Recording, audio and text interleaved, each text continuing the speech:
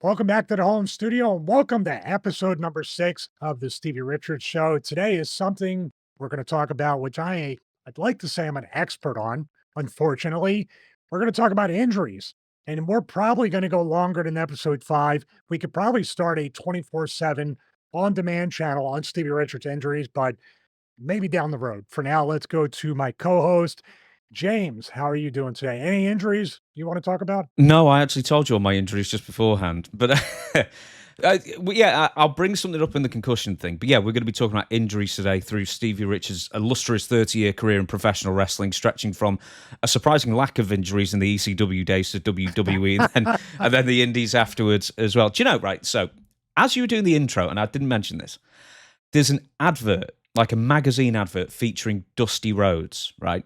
And it says, and he's wearing a t-shirt, it says, get a free t-shirt. And it's something to the akin of, I can tell you about pain. But it's really weird. And it's like, no one would ever want that t-shirt. Have you ever seen this? And it's like sign up for this pain medication, you get a free t-shirt. I've never seen that. I mean, they were talking about before other medicine where you get free cheeseburgers and fries and stuff like that. So you're saying Dusty applied for that Kreme. quite a lot of times, you're saying? You know what, Dusty, Cody tells a great story about Dusty, and it's about that watch. Like when he came back after winning the title at WrestleMania 40, that Triple H and Bruce Pritchard had found the watch that Dusty pawned for Cody to go to improv school, I believe, in California. Dusty had his ups and downs from WCW and then starting up Turnbuckle Championship Wrestling, and he did those car ads locally that Cody talked about. It wasn't because he wanted the notoriety or anything. He had to feed his family. So that whole son of a plumber and working man stuff, Dusty's had that roller coaster ride of, like you said, he's dined with kings and queens and he's ate pork and beans with hobos. I mean, I'm really messing up that promo, but yeah, I mean, I've never seen that one. But Dusty, what I would assume is he did it for his family. He had a chance to make some money with that kind of ad. The pharmaceutical ads have come quite a long way since the free T-shirt days. Yes, I'm just looking at it. I can tell you about pain is what the T-shirt is. Chris, just put this in the thing. I'll make it. But there's actually an advert as well, a video advert. So I will have to put that in there for people. You know that pharmaceutical adverts, for the most part, are banned in this country. I think they're only allowed in US and New Zealand. I think everywhere else, those pharmaceutical ads are banned everywhere in the world. As a matter of fact, we're probably banned right now for just talking about the ads. Ask your doctor about. It's so weird. It's like, the times I've been to America and I see TV there. This has nothing to do with anything. The first time I ever went to America, 15 years ago, whenever it was, up late, watching TV, and it was it must have been cable access kind of thing. They paid to actually go on the air, and it was a guy trying to remove curses from someone else who gone into the little studio and says, I won't do the accent. You have been cursed. Why have you been cursed? What is the curse? And then he does some draining the chicken blood out and Santeria and that kind of thing, and removes the curse at 3 a.m. Public access in yes, like the voodoo section of New Orleans. Yes, or something? There's the voodoo section of New York. Oh my God! Hey, by the way, I must have been cursed. I could have been on that show because I'm looking at the list of injuries, and I'm like, maybe I was cursed. Who knows? But I'm very blessed actually to be 52 and be relatively pain free. And we're going to talk about that too, pain management and everything else surrounding these injuries. This has been really, man, to go there. I purposely forgot about a lot of these injuries. So thank you to social media and especially YouTube for documenting the dates and putting it up for posterity, I guess you call it. So before we actually talk about the injuries, we've got one bit of news that we wanted to bring up, and it is something that, weirdly enough, you wanted to bring up as well to react to, and we just was simpatico without even talking about it. It just both happened to put it in our versions of the scripts and then amalgamated it, and it's the Dustin Rhodes complains about the term jobber tweet. So here's what he says. Please stop using the term jobber, in quotation marks. It is extremely disrespectful to everyone who is putting their bodies on the line each week. All of us are enhancement talent. We enhance each other's careers, show compassion to everyone that steps in this business and works hard enhancing others. Hashtag keep stepping. So you want to react to this, and do you echo Dustin's sentiments? I do echo Dustin's sentiments about this, or the way he feels about that term, but the term's never going to go away. There's always going to be classifications of talent, talent that's over, talent that's main event. Also, no matter where you are on the card and where you achieve success or lack of success, someone's always going to marginalize what you've done. For example, could have worked main event against Triple H, Hunter, uh, Austin, Rocky, Taker, and lost against all of them. So what are they going to say? You're a main event jobber. You're you're only mid card. You're only lower card. You're only a jobber. You're only this. You're only that. It's a classification, and yeah, enhancement talent. That's a great way of putting it. But the fans and people, even in the office and in the locker room, are always going to use that term mostly as a marginalization of a talent, mostly as just a way to kind of like put down a talent. It's the way it's always going to be. And unfortunately, with wrestling, it's not a true meritocracy. It's not a like football performance thing where you're allowed to score as many touchdowns or you're allowed to play to the height of your talent and ability and natural God-given talent. But it's never going to go away. I agree with this, but that's not, yeah, I don't know. I said during the Cody stuff that I do realize and I'm fully aware of the perception. I think that's another way to put it. The perception becomes reality, not only in the fans' eyes, but unfortunately, some of the biggest marks are in the office too, that believe that if you lose matches, you're really not a good wrestler anymore, even though there may be extenuating circumstances of being pulled down, being between gimmicks, coming back from injury, and they just want to make sure they don't want to invest the time and money into you until you prove that you can be durable enough to kind of hang with that, or until you're kind of like in the military, awaiting further instructions between gimmicks, characters, storylines, angles, that type of stuff. Um, Dustin gets on Twitter here and there. It seems like he really does at times have an axe to grind or something grinds his gears. And in most cases like this, he's right to do so. I just don't know by putting it up on Twitter or social media if you're going to change anybody's minds about this. I think the term jobber, even the term enhancement talent, it already has a perception of a guy or girl loses every match, not, well, Dustin is wrestling for the world title and he's going to enhance the world champion. It's two totally different universes. What are your thoughts on that? What I want to bring up, I'm sure you'll have been by a fan or even someone in the business say, "Oh, what does Stevie know? He's just a jobber." And here's the thing: you're doing the exact same thing. You were paid to lose. That was your role. And I don't want to say it's acting, but it's the same as being cast in a film. That is your role. That is what you were paid to do. You didn't really lose. You didn't really win. But it's funny how the people on the winning side seem to think they really won in their minds. You know what I mean? And it says a lack of understanding about the winner sometimes, saying, well, you were just paid to lose. And I don't know. I don't have any problems with the term jobber, except when it's used as a weapon to beat somebody who was paid to play a role. It just seems a complete lack of understanding when you use it as an insult. Well, you also in the business, and this is where the people within the business, and this is podcasters and people who have shows and stuff like that. See what I did there? We have a show, not a podcast, but we do it to each other.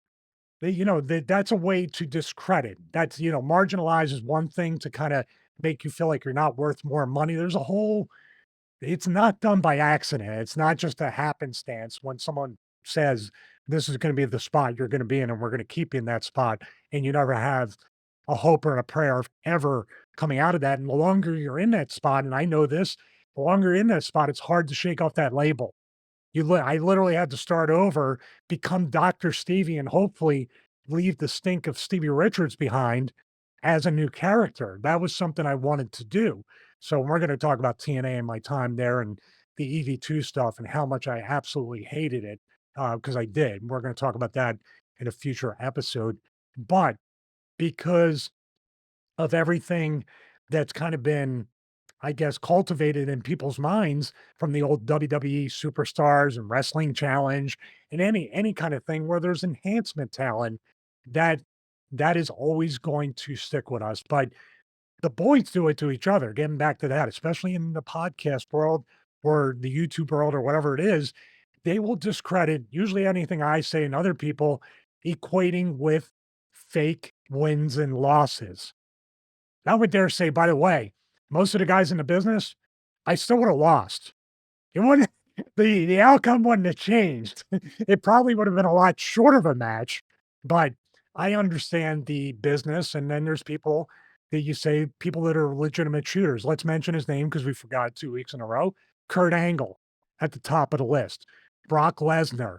Um, I still put Taker in that. Some people argue with that, but Taker can throw. Taker can fight. There's lots of people like Godfather's another one, a legitimate fighting background. That's why they gave him the comma gimmick.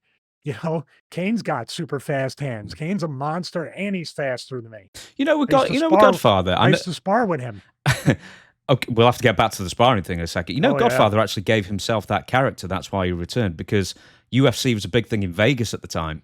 So he actually piggybacked off the UFC thing really early on. Dude, he was ahead of his time then, because if he did that maybe 5 years later, it might have been a gimmick that really stuck, Mm. you know, with the fans, the crossover fans. Um, but yeah, I mean, this is just something where it's always going to be in the ether of professional wrestling. And I commend Dustin for speaking up. And I think it's got an entire generation kind of has to go away in order for them to reshape the terminology. In other words, this generation one moves on to does the young generation like the AEW locker room or TNA, do they use the term jobber? Do you Ooh, ever hear that? I I don't know. suspect. But I I will say suspect maybe this they do. too. I will say this for anybody out there who's getting into the business or anybody who's especially creative. You know, I would do this with any talent. I would show them both sides of the wrestling coin, so to say. I would push them to the moon and I would also keep them at the bottom to keep them honest and in check to know with these checks and balances that this is a fake subjective business that is based on a third party's opinion of you. And this opinion can change, much like I said, there's an old man that used to own a company in Stamford, Connecticut, and it all depended on how he woke up one morning to the next. That is your wrestling career.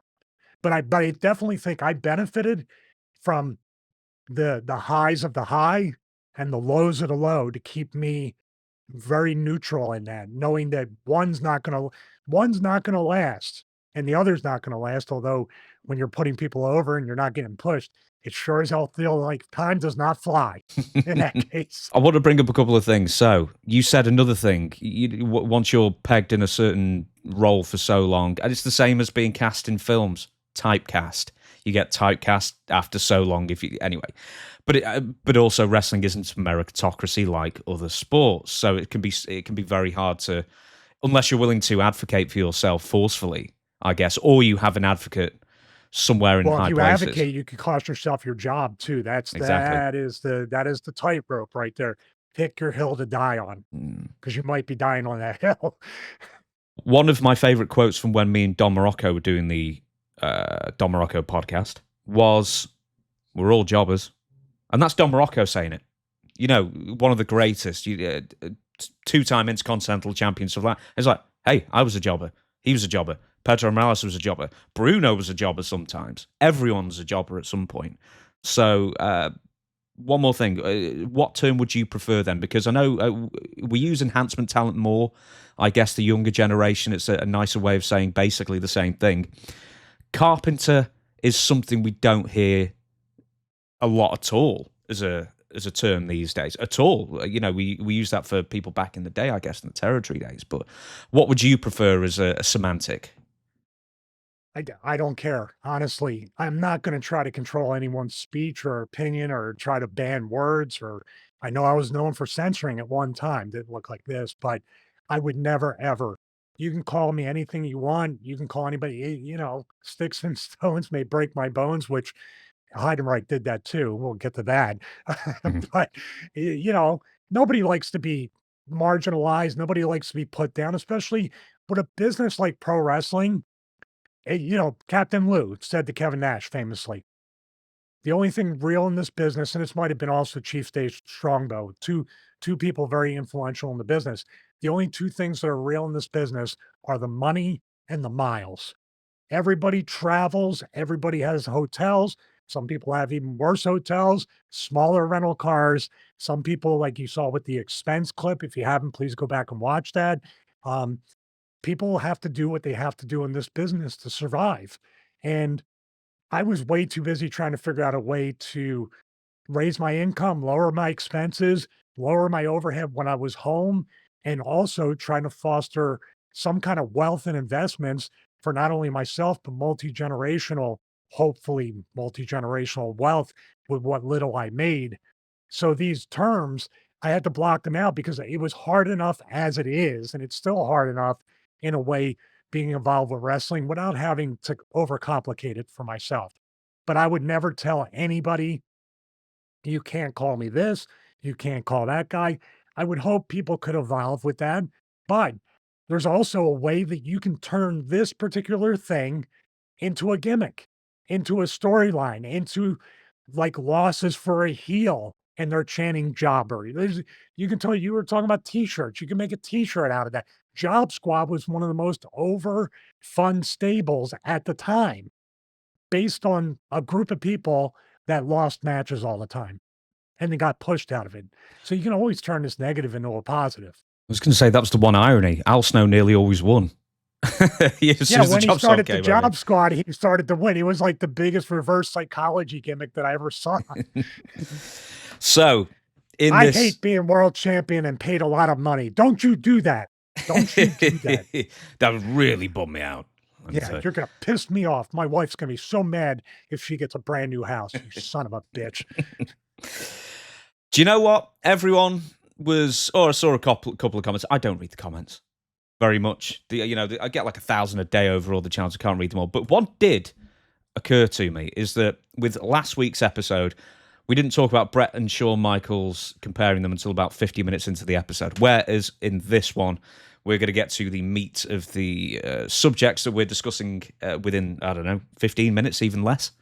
So that's pretty good, I think, for our show. But what we're going to do, or what Stevie is going to do, is he's going to take us through every single major injury that he had throughout his career, 30 years from beginning to end. And then at the end of it, we're going to talk about what happened, why it happened, the fallout, the aftermath, and that kind of thing. And then at the end of this segment, we're also going to talk about which of those injuries hurt the most and which of them hurt the least. So a little chart from least to most. So as Stevie, he's at the whiteboard now. Over to you, Stevie. Yeah, based on this right here, James, and recalling and recounting and reliving all the injuries, I'm hoping for a BetterHelp sponsorship for the show. So let's start with 1996 here. By the way, the little injuries like broken fingers, broken toes, sprained knee, twisted knee, ankle, arthritis, stuff like that. It all comes with the territory of being a professional athlete, an entertainer, in this case, a sports entertainer. So I left those off. These are the major injuries. Starting in 1996, 1,000,000% my fault. Broken nose, broken orbital bone. I did not duck off a Rob Van Dam kick. Reading, Pennsylvania, ECW house show in 1996. He had said duck the kick. I did not duck the kick and end up with this. So that was my fault. Much like we said in the Bret Hart Goldberg stuff, talking about that kick, Bret didn't hear him. I didn't hear Rob. I should have held on to the ropes, fought back a little bit, and then had Rob call the spot again and hopefully duck the kick. If I don't do it a second time, it's doubly my fault, but this was 1,000,000% on me. 1997, broken nose. I made the mistake of telling Sandman to lock up, and he broke my nose on the lockup. It's actually on another ECW house show, which this one, I believe, is in the extra section in the ECW unreleased volume 3. And I think they zoom in, the camcorder zooms in on my face immediately after the lockup. So even the cameraman knew, oh, he broke his nose again. There you go. Hang on, I've got how did it happen? Did he headbutt you or like punch you in the face? Yeah, he headbutted me. He put his head first. So And I tried to tell him it's a collar and elbow tie up, not a collar, elbow, and headbutt. So I should have said that beforehand. So I love working with Sandman, by the way. He was so much fun to work, and he was a hell of a character. And being a heel, well, that time I was a baby face, but being a heel was really easy work. As hard as it was, sometimes physically, storyline wise, angle wise, and how we kept the fans' attention, especially those ECW fans, that was something to be said. Sandman's one of the most over characters in ECW and probably in wrestling history, just for the entrance alone. The lockup, uh, as they famously say, and then the bell rings. But we laugh about it now for some reason because wrestlers are very, very insane.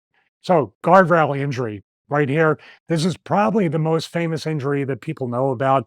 This is the Terry Funk guardrail injury. He was supposed to land the guardrail on my back. It hit me in the back of the neck. I was temporarily paralyzed for like an hour. It was really scary, really, really scary. We have video footage that we're going to talk about and break down and analyze. Pretty much, we know what went wrong, but we're going to show you visually what went wrong. And at the end of 97, I had an ACF. I had an anterior cervical fusion, C5, 6, 6, 7. When they did that and they intubated me, you can hear my amazing raspy voice right now. They damaged one of my vocal cords. So I could not talk from December 22nd, 1997 to March 16th, 1998, when I got a thyroplasty. This is a vocal cord implant that allows paralyzed and injured vocal cords to kind of vibrate a little bit, or at least have some function, but it completely changed my voice forever. For the better, for the worse, you comment below, let me know. 1999, Jones fracture. I had played Elvis to try to romance China. Yes, China and I were at the beginning of a love or a romance angle. Jericho threw me out of the ring, completely freak injury. I landed on the side of my foot really hard and fractured the edge of my foot, which is called a Jones fracture, and required a screw. And we're going to get into the rankings. Believe it or not, this Jones fracture, here's a little spoiler, was one of the worst and one of the longest to come back from. This took as long to come back from as my neck surgery. Pretty crazy. Year 2000, right to censor Stevie, 262 pounds, big fat F. See, I didn't curse, keep it PG. Torn PCL. I could work with it. It was annoying. People have torn their PCLs in wrestling all the time, but didn't need surgery or anything. But man, it was really, really awkward. And it took a long time to get the strength back. And the PCL is the back of the knee. The ACL is the front, PCL is the posterior ligament. So it's a pretty easy thing to come back from, but it's pretty annoying, especially when you're carrying a ton of extra weight like I was. All right, 2002. Here's the theme. Now, Sandman didn't do this. I broke my nose again in 2002 versus Jeff Hardy. It was a whisper in the wind, that twisty thing off the top rope. His heel caught me right in the nose. He didn't mean to do it. And that was December. December isn't really my month. December 2002, I believe. 2003, the month of Heidenreich. It was November 2003. Heidenreich, we have video footage of him dropping me like on my shoulder, dislocated my shoulder. Then a couple, 2 to 3 weeks later, WWE decided we haven't killed him yet. Put him back in there, Heidenreich, head and neck. And you saw that, the electric chair spot, where instead of falling back, he did some kind of mini hip thrust and then threw me back, and I landed right on my head. And that's when I came back pretty much into Gorilla. And Dreamer came up to me and goes, "Wacko, I think they're trying to kill you." And he might have been right. So, broken nose, broken orbital bone, and upper teeth. This happened off of one move. This was the Polish hammer.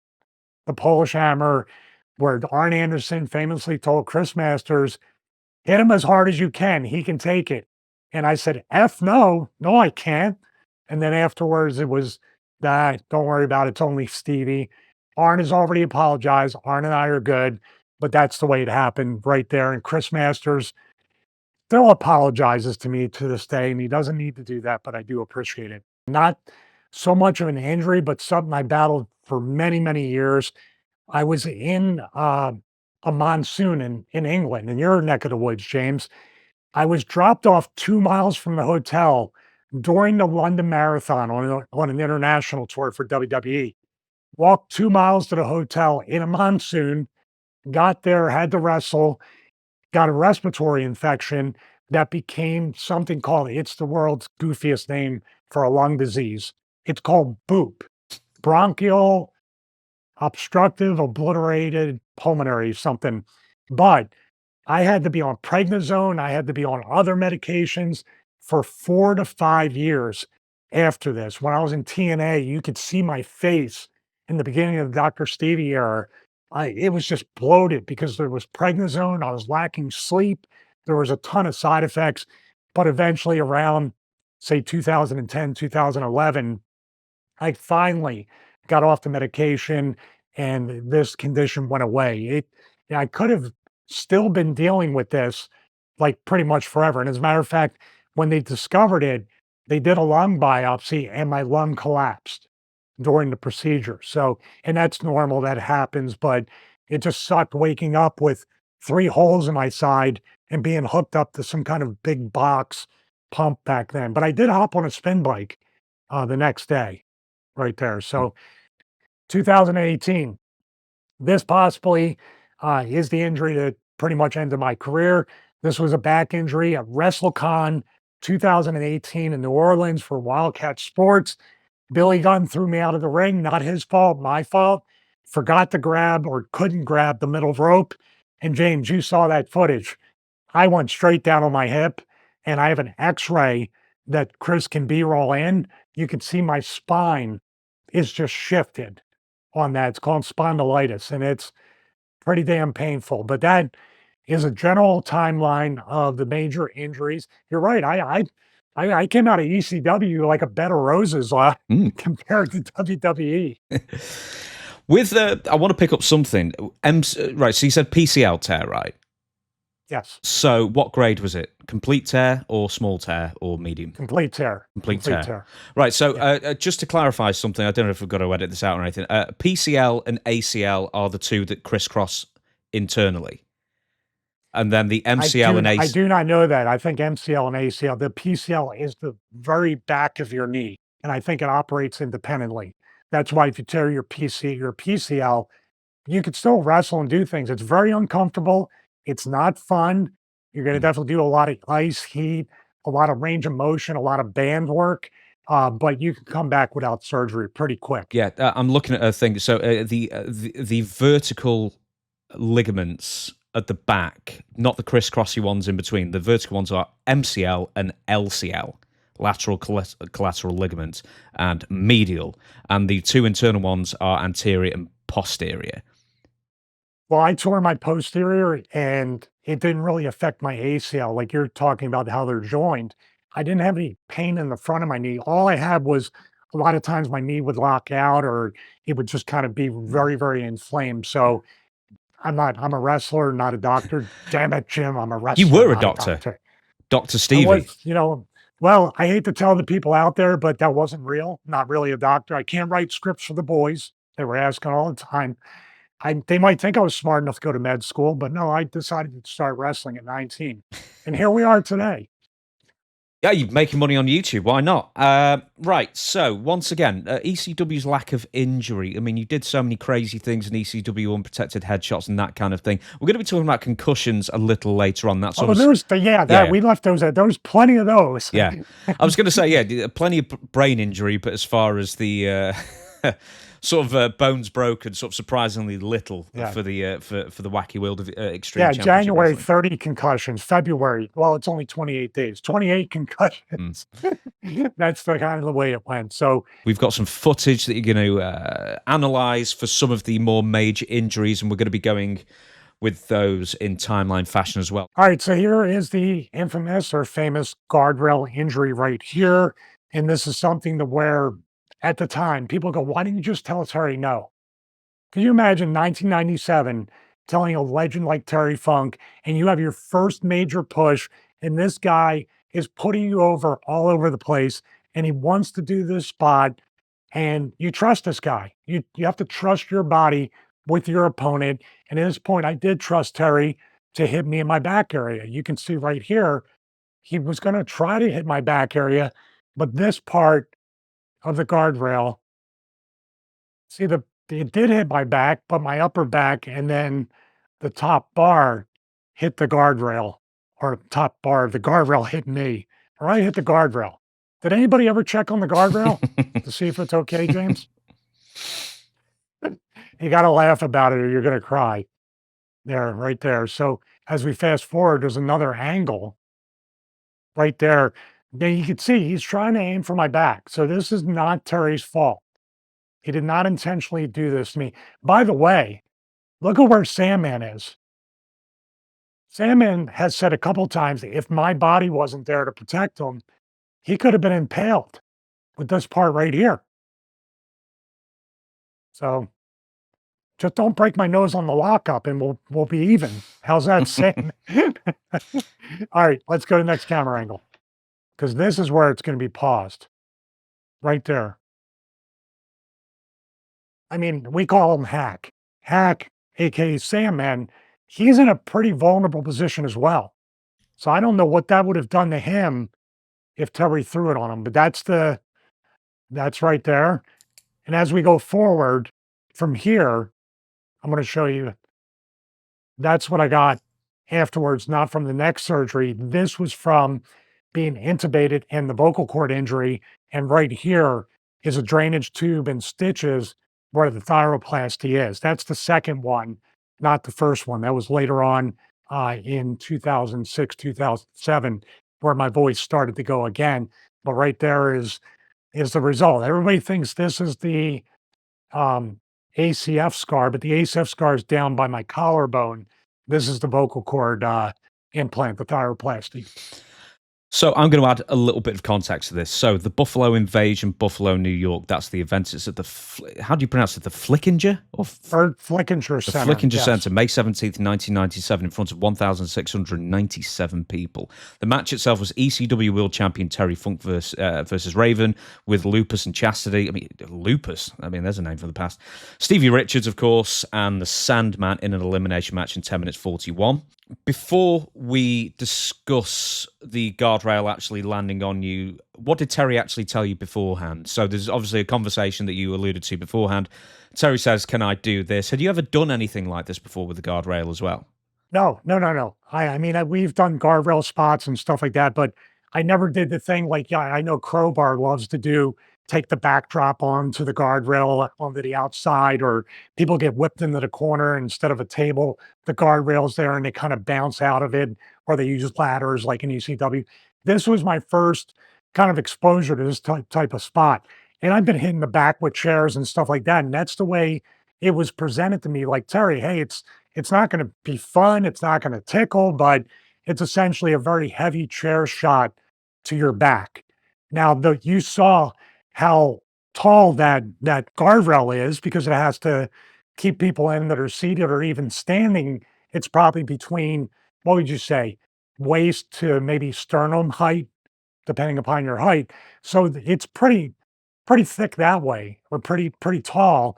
So when it came down, Terry did aim for my back, but then that big part, the round part of it at the top of the guardrail is what hit me. So yeah, it was basically just going to be kind of a back chair shot, but it wasn't. It was a little bit more than that. So we saw how it went completely wrong. Just weeding it out exactly. How did the guardrail hurt you completely? So it's the thick portion of the bar lands straight on your neck, and you save Hack the Sandman at the same time. What's the immediate sensation of the injury? Very hot fire throughout my body, and then nothing. Like a rush of like that fire that probably people feel whenever they get injured or break something or tear something, or it just feels like your body's like 1,000 degrees for like a split second. And then I went to the mat and I couldn't feel my arms, couldn't feel my legs. My breathing was very labored, not just from the match, but going into some kind of shock. And also if you can't move your arms and your legs, the 1 hour I couldn't move them felt like an eternity. And thank God as time went on, I started to get some feeling back, but there was damage done. That was the beginning of the end of this type of push in my career. This really did set me off on as a 23, 24-year-old kid, making very stupid, rash decisions, not knowing and feeling like everything is the finality. You know what I mean, Mhm. James? Everything's the end of the world when you're 24. I didn't have the perspective nor the maturity to say, okay, this is the way the business works. I'm going to come back. I got my feeling back. It's going to be a long road. Instead, I made a lot of decisions that probably completely detoured my career. But on a positive note, it taught me a lot of hard lessons. Like we talked about earlier, about being at the very top and being pushed and then being at the bottom. If I was constantly being pushed, I probably wouldn't have, I didn't back then, but I do now appreciate the time and the money that are invested into a character, what a push on TV really means, what microphone time means, what being allowed to have creative control somewhat means. I didn't have any appreciation of that during that time in 1997, but I sure as hell gained it when I came back. What actually happens at the end of the match then? So you pin Sandman with the Stevie kick at 10:30, then Funk lands the guardrail on you. Is the match just then after that cancelled? Well, it was supposed to be over anyway. So whether they wanted it to be over or not, the match was over.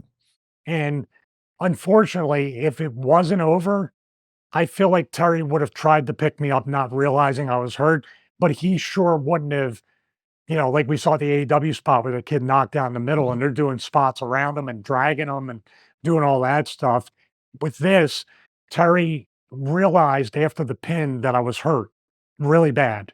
And I think if he tried to pick me up and I just wasn't moving and I said, I can't move, he would have put me back down and pinned me. Mm. Terry wouldn't have went that far to get his stuff in. He really did have a very big heart and he cared. I mean, he's crazy. He's there and you got to fight for your life when you're in the ring with Terry Funk. But he was also one of the kindest, most compassionate people outside the ring that I was ever around. So Terry knew you were hurt pretty much immediately. He didn't try and do anything else with you. How did you communicate this? After he covered me, he turned around and I think he could see it on my face, or maybe I even said, I can't feel my arms and legs. I don't even know if I could verbalize it, but you got to imagine, and I hope everybody can only imagines it and never experiences it.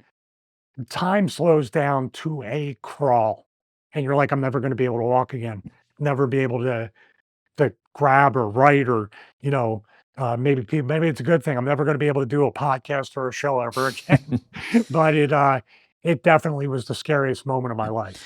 Did ECW have any provisions in place for such an injury? Because I mean, it's pretty slapdash. I'm sure the backstage in ECW compared to what WWE, for example, is in 2024. But did they always have EMTs on standby, and were they properly trained to deal with this kind of thing? ECW had they called it damage control or something like that, where they had a husband and wife team as EMTs at the arena and other places. In New York, it was different. They had to have, you have the commission, had to have an ambulance, had to have a doctor that kind of checked you out to make sure you're okay. You had people on staff. So there was an ambulance, I believe, either there or close by.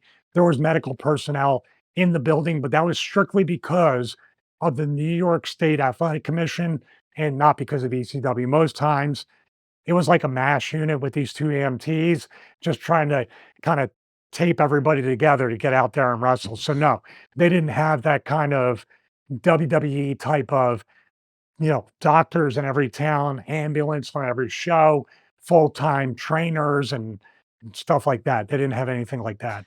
So what's the process of you being taken to the back and any treatment at the arena before getting whisked off to hospital? How did they look after you? Oh, they took me right to the hospital from the ring.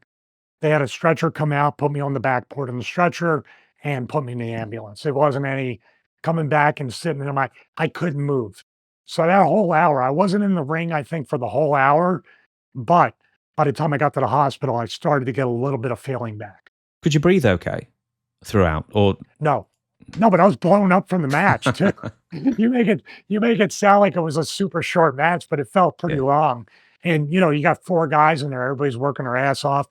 So, I don't know between being blown up, being winded from the actual match, going into shock, and also maybe my body got shocked from they call it transient quadriplegia, where eventually you get your feeling back, maybe an hour, a day, a week, a month.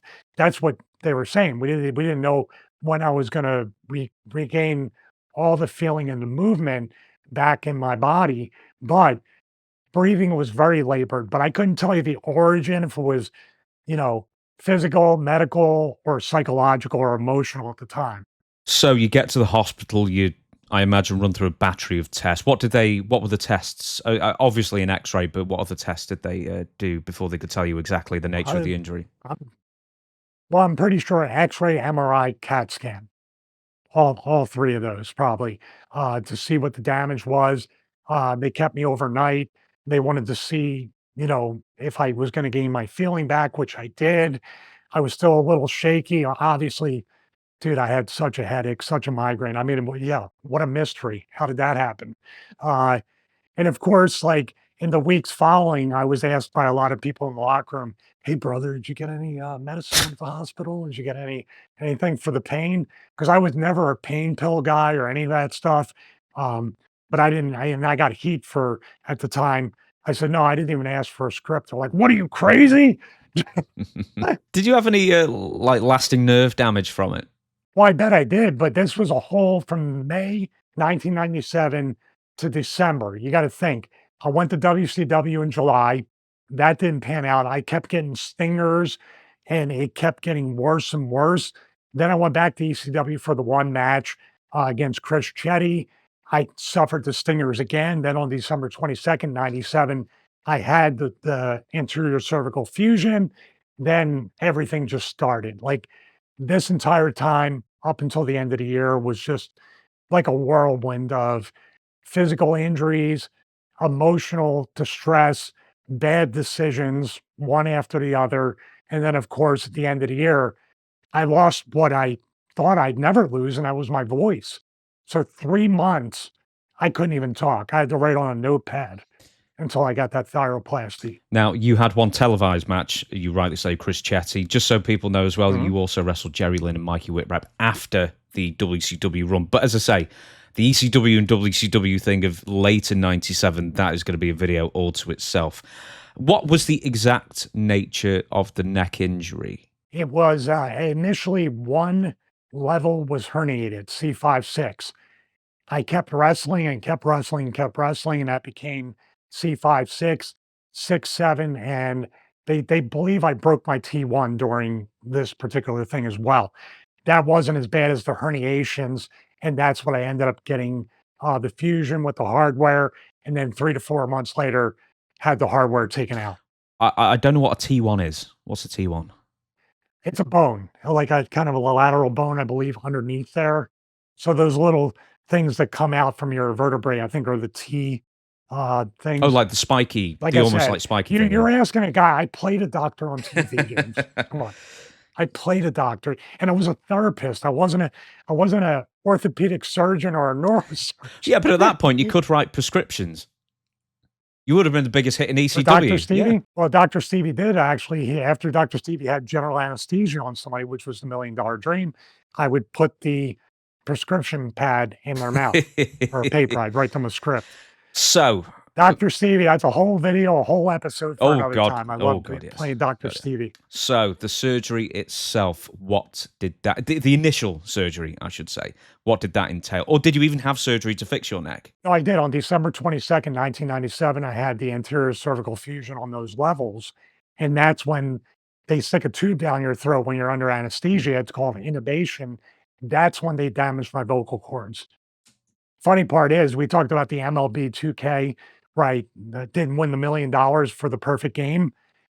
I could have sued the doctor in the hospital, but one person before me had the exact thing happen too.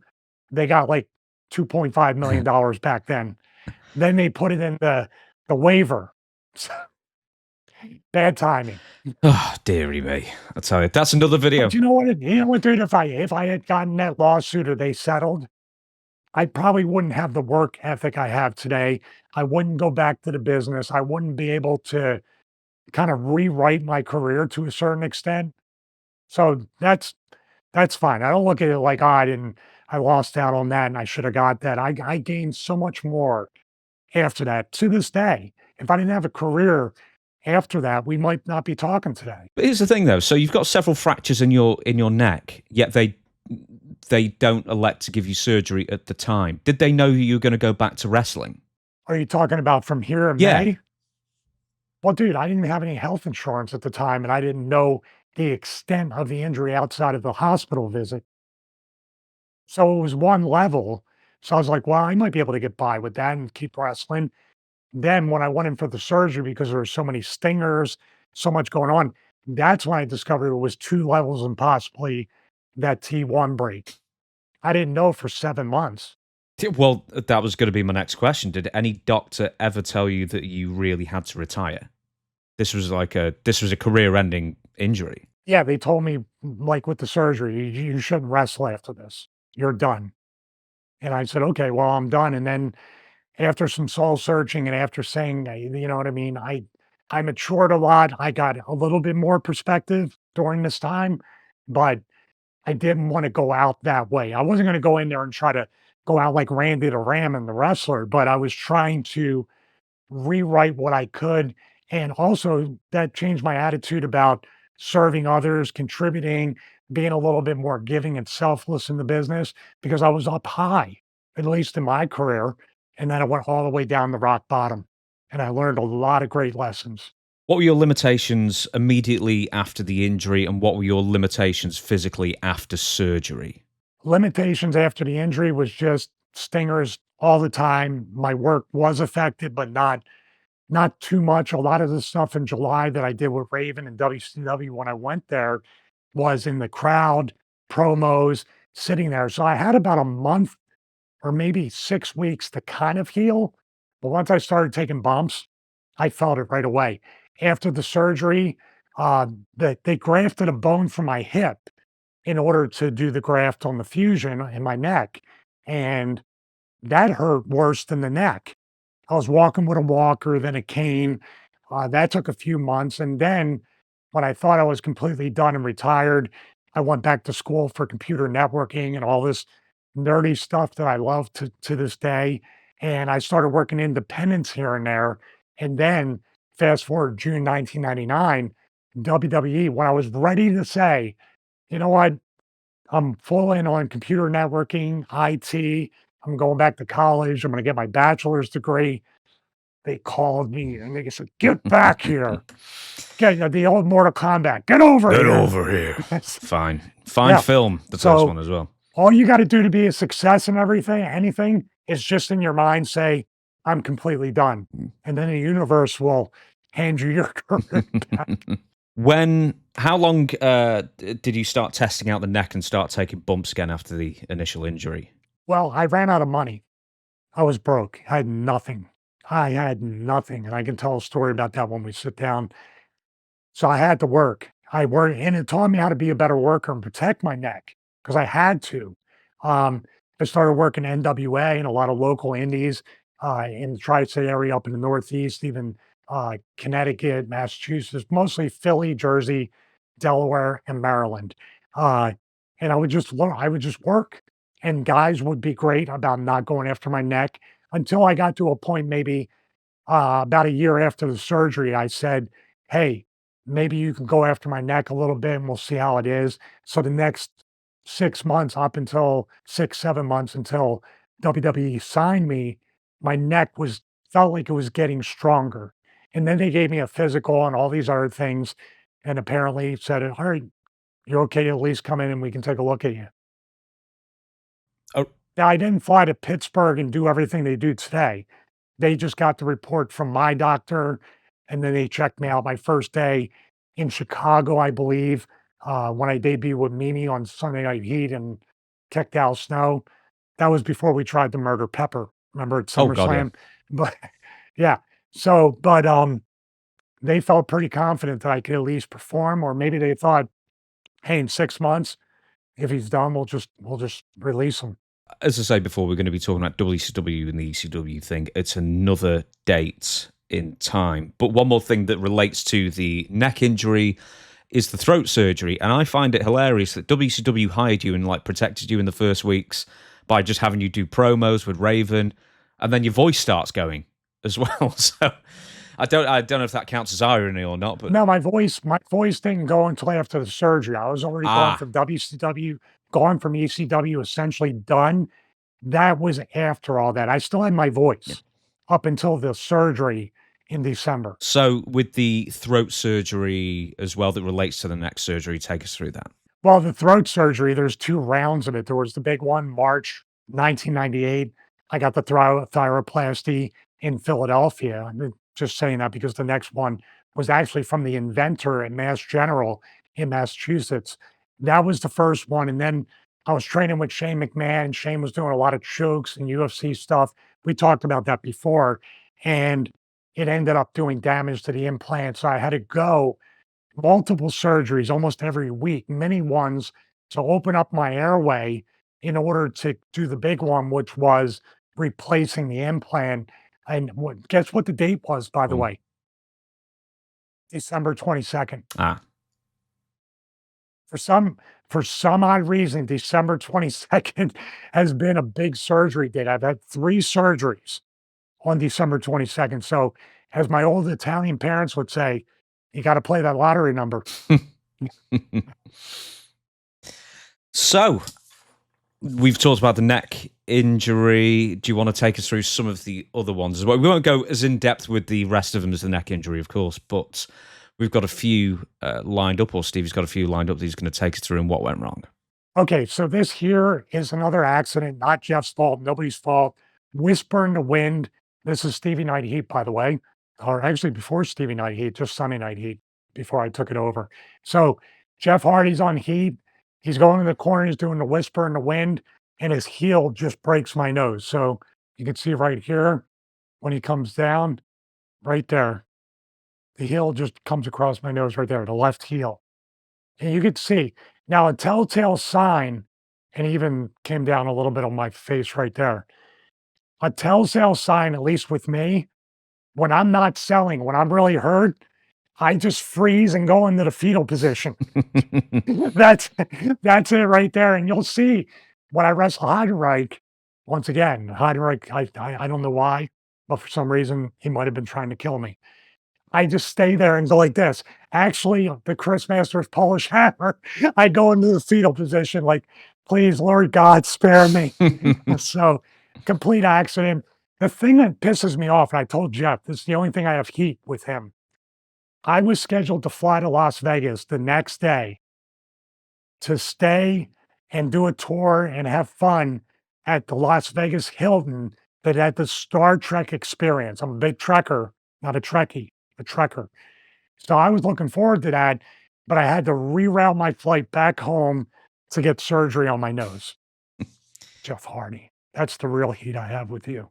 Here's a close up right here. You can see my nose broken. They didn't get too many tight shots, and there was a real good close up that they edited out. So WWE's been kind of sanitizing any kind of blood or anything like that. But man, I was completely out of it. I probably did get a concussion as well, but the broken nose was definitely something. Dude, breaking your nose sucks. You know about that. It's just an awful feeling. Yeah, when it happens, the first thing you notice is your face goes numb and then your ears start ringing. All right, you ready for the Heidenreich chapter? Yeah, now didn't you say once that Heidenreich was it either the clumsiest or the most dangerous wrestler that you ever faced? Both. Good. Both. Do both. Tell us why. And very nice guy, but just there's certain people that just don't adjust to the business. Now, Heidenreich has a legitimate sports background. Sometimes that can hurt you in pro wrestling. Speaking of hurt, here's week 1 against Heidenreich, and you can see right there on my shoulder. Doesn't look bad, but there, look at my body. He for some reason, I don't understand why he felt the need to put me up, and then what did it was, see his left arm right here? He came down and kind of choke slammed my arm, and that caused me to come down on my shoulder. You see what I mean? Mhm. Instead of just letting me take my bump, he drove me down. He had his hand on my shoulder and boom, right there. So that's one. I thought that might have been the worst of it, but I was wrong.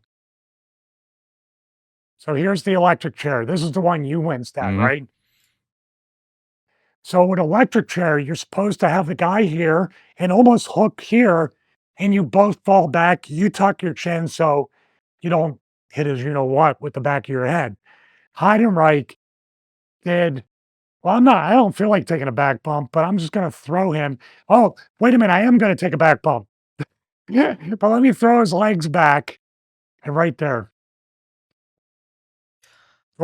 is the most dangerous place you can be, where your legs are literally over your head, your chin's tucked, and all that weight is coming down right there. And you can see me, I'm just like, oh God, God help me. And he's selling. I don't even know what he's selling. What did I do to you? What did I do to you? He looks more hurt than I do. Do you know, I'm going to bring it back to the first thing before, right? But you did the right thing, I guess, because as you know, I interviewed Henry Godwin a few weeks ago, right? And he took Yeah. essentially the same bump but a different way. You know, with the That's right.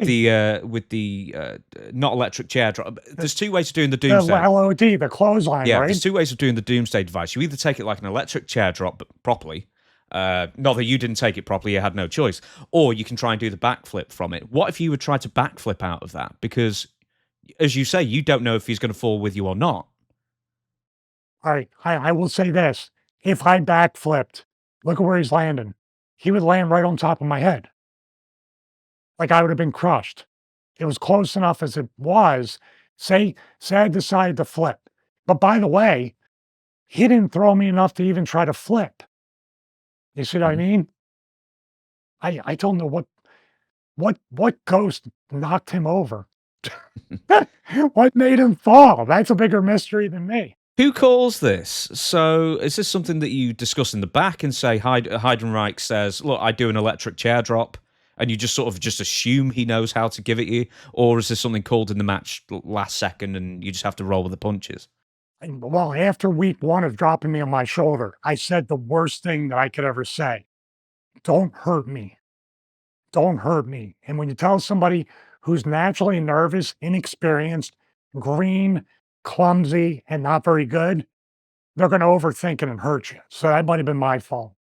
But we did go over this. I don't think we rehearsed the actual bump because we didn't have crash pads out there.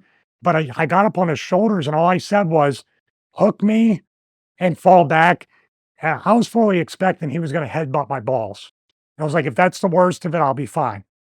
Because that's what it's kind of some guys rib other guys. Oh, yeah, I'll put you in an electric chair and they headbutt them in the. But I really do think that it was just one of those things. He didn't know how to do it. And maybe he got so nervous because I kept saying, don't hurt me.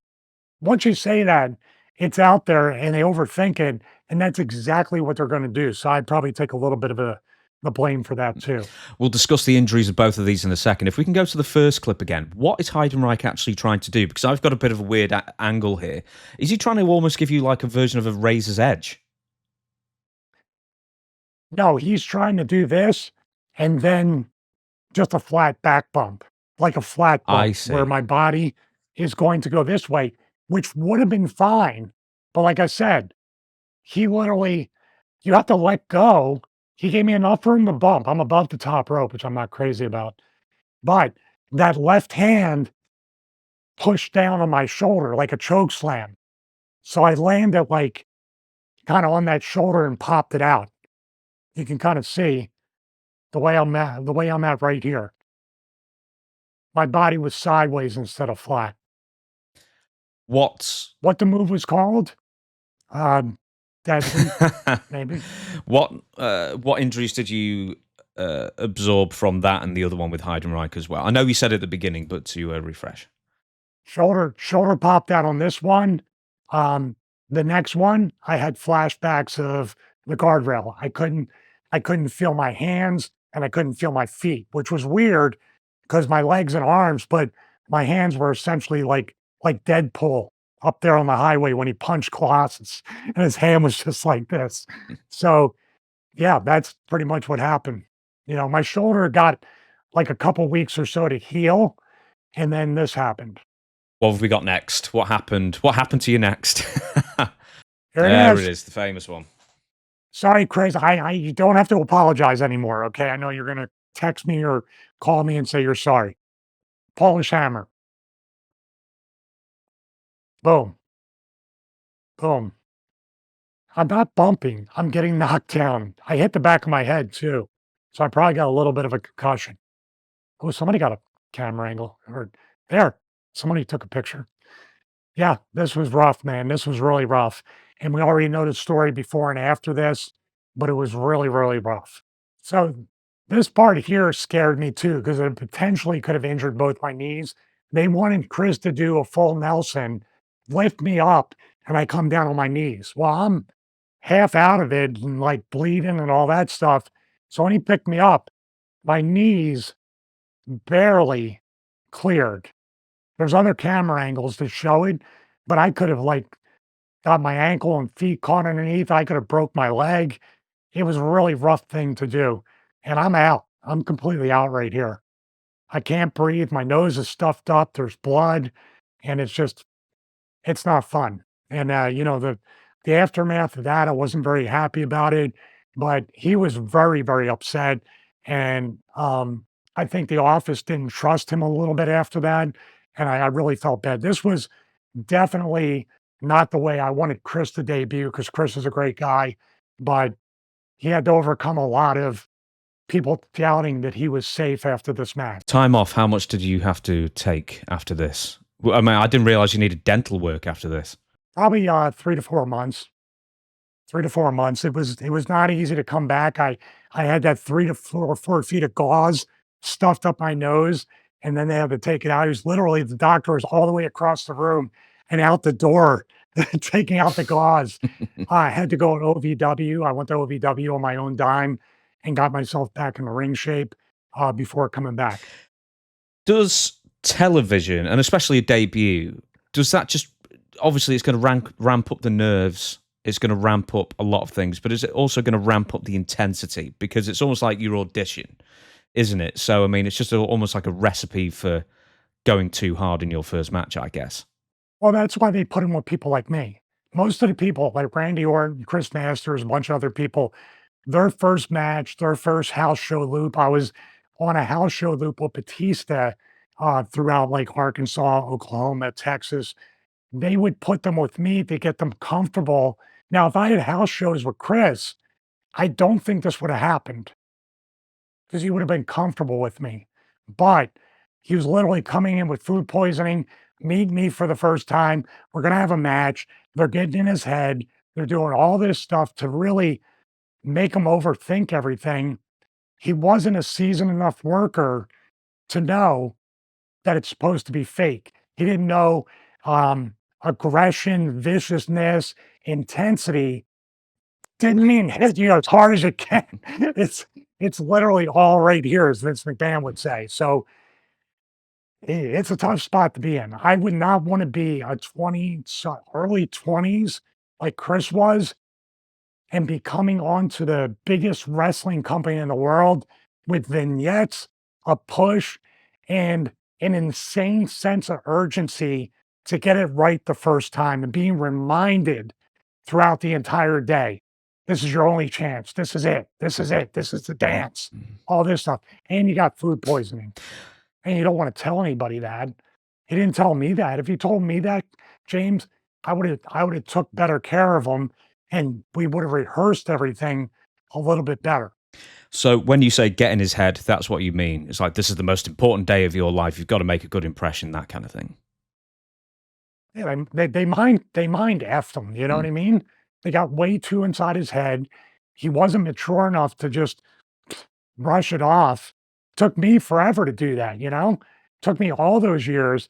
I can't imagine being on WWE TV. I couldn't imagine being on ECW TV featured at 23, 24 years old. This kid was younger than that, getting an opportunity that some people never get in their life. That's an immense amount of pressure. What have you got next then? This is 2018, Wildcat Sports. You can see Bob Holly, Billy Gunn, Jade Spade. We are here at Wildcat Sports Wrestlecon, New Orleans, 2018. I got thrown out of the ring, just a very normal thing that's happened a million times, but I can play it in real time. See that right there? I kind of touched the apron, but I couldn't grab the ropes. And I literally landed on my hip and my spine, my vertebrae went sideways. And I didn't know that until I got an x-ray, like probably a year later. And right there, here's a little Easter egg. Flying home from New Orleans to Atlanta, where I lived at the time, I had a 1,000-pound all-in-one trainer, 62 floor tiles, and other accessories that were being delivered like an hour after I got home. And I needed to make 100 trips because the coffin box wouldn't fit in our place. So we had to take the lid off. I had to grab that. I had to grab the floor tiles. Dude, I had my weight belt so tight to where I couldn't breathe. And after I brought him in, I couldn't walk for like 3 days. Why did you miss the rope? Was it just muscle memory didn't kick in, or was it slippy, or what happened? I honestly don't have any idea. I couldn't tell you. I could not tell you. Just chalk it up to one of those things. The rope could have been slippery or something. They're definitely not Billy's fault. Billy didn't throw me hard. It was just a freak thing. Maybe I thought I'd land on my feet or do something, but that didn't happen. So we've run through all the injuries there. We are going to then line them all up, and you've got a table for us. We're going to put it on the screen, and you're going to rank the major injuries of your career from least painful to most painful. So not only the reasons why, obviously, pain-wise, they were least painful to most painful, but also recovery periods and anything else to throw in of those injuries. So from least painful, take it away, Stevie. Okay, here we have the injury rankings right here, and you can see number one is the guardrail neck injury. For obvious reasons, it's something that I still have to deal with today, have to really train a certain way. The neck, the back, the spine, once you injure it a certain way, you're forever doing physical therapy. So I love working out anyway. I like going to the gym and doing things. So that's not really an issue, but I really have to be careful. And even at 52 years old, inflammation is a big deal. Arthritis is a big deal. So even my diet, my rest, how I lift, how I do cardio, all super important. Number two, based on the guardrail injury and the neck injury, the vocal cord and throat issues. This is something that I deal with. Once again, you can hear I'm on a pitch count. That's why I'm doing the show with James. So if it gets too long, you can hear my voice. Okay. The Wildcat back injury. That injury was probably the injury that did it for me, James. That ended my career as I knew it, and I knew my days were numbered. My back never really recovered. So kind of an accumulation of just all this stuff with my spine, 1, 2, and 3 together, kind of all ended my career. I want to just keep on the back injury just slightly there. So you would come and do some wrestling matches in 2019, and then that's more or less it. I mean, you do a couple of shots in mid 2021, and then you're about done. So what changed before the back injury and afterwards? It just bumps out the question pretty much after it. Well, it was always there. The reason why I continued to wrestle in 2019 was because Luke and PJ Hawks, very near and dear to my heart. They're like brothers to me. Obviously, Luke is, and PJ's his son. Luke wanted me to basically do a storyline, do an angle with PJ for a few months, teach him, bring him along, give him the tools to kind of springboard to the next level. And November 2nd, 2019, 1919, God, I'm not that old. November 2019, we had our final match, a hardcore match, and it was the biggest show of the year. And PJ hit me in the back of the head with a beer bottle, ended up pinning me. By the way, he turned 21 that day. And that's why I was like, we got to have a beer bottle finish. Just turned 21. That's how OCD I am, James. So I came back for one match after COVID. against Chuck Divine, which I kind of not because of Chuck, but I don't count that. It was kind of like I just came back, did the match, kind of wanted to see how I felt, not only about wrestling, taking bumps, but the travel, staying in a hotel, the schedule, being away from home. I just had a threshold where I was done. I didn't want the wrestling's one thing, but the recovery time, the travel, the schedule, getting away from my fitness business was doing pretty good, and it just wasn't worth it anymore. So, does that kinda answer the Yeah, question? absolutely. The very last match of your career, by the way, was a 31-man Rumble Jack, which was for just Rumble Jack events in Canton, Georgia. That was your last ever match on record, 2021. Oh, that I remember that. Yeah, it was like a special kinda sponsored entry. By the way, that ring probably, made up the mind for me. We were talking about rings last week, boxing rings, like tarp, stuff like that was the ring I wrestled in. So it was, man, you remember more than I do about that. Battle Royals doesn't really Oh no, count. I'm staring at your cage match page. That's why I You know know. what's funny about that battle royal? My ego. My wife was like, "What is wrong with you?" Because I was like, "Wouldn't it be cool if I was one of the first 2 kinda like the Rumble?" No. Mhm. No, no, no. That's a big mistake. I should have been number 30. Number 30 and eliminated first. I was number 2, and everybody who came in after that, well, I would do the same thing. If like Brett or Sean are in a battle royal, who am I going to pair up with? So everybody that came into the ring just start because they just like, I'm not gonna get a chance to do this ever again. So man, I got my ass handed to me in that match. All right, number 4, Heidenreich matches. That goes without saying. It just some people have chemistry with another guy. Some people, every time you get in the ring, you're getting hurt. That was Heidenreich. Number 5, the Jones fracture and the surgery. Like I said before, this took longer to come back from than my neck surgery. The edge of the foot, the screw in the foot, the Jones fracture itself is a really tough injury to come back from, and the surgery is it's no joke, dude. You don't even know how many bones you have in your feet and toes or the fingers or the hands until you have to use them. Man, it hurt like hell. It was bad. Number 6, the Polish hammer, just because of the surgeries, the dental work, and everything I had to do, especially go back to OVW, get my conditioning back.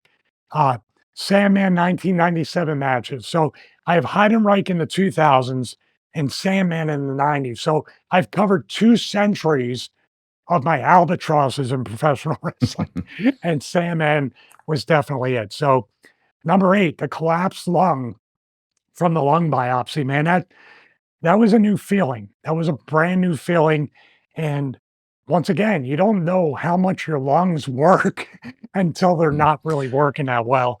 So right there. What's the sensation of a collapsed lung then? Is it just shallowness of breathing, or does it feel more specific than that? Why, I had the breathing problems from the actual lung condition, the lung disease, the collapsed lung, waking up from that and having the tube stuck into your side. And then when you're breathing, it feels like it's a mixture between air, and some kind of liquid in your blood. And it's all being kind of gone through that machine.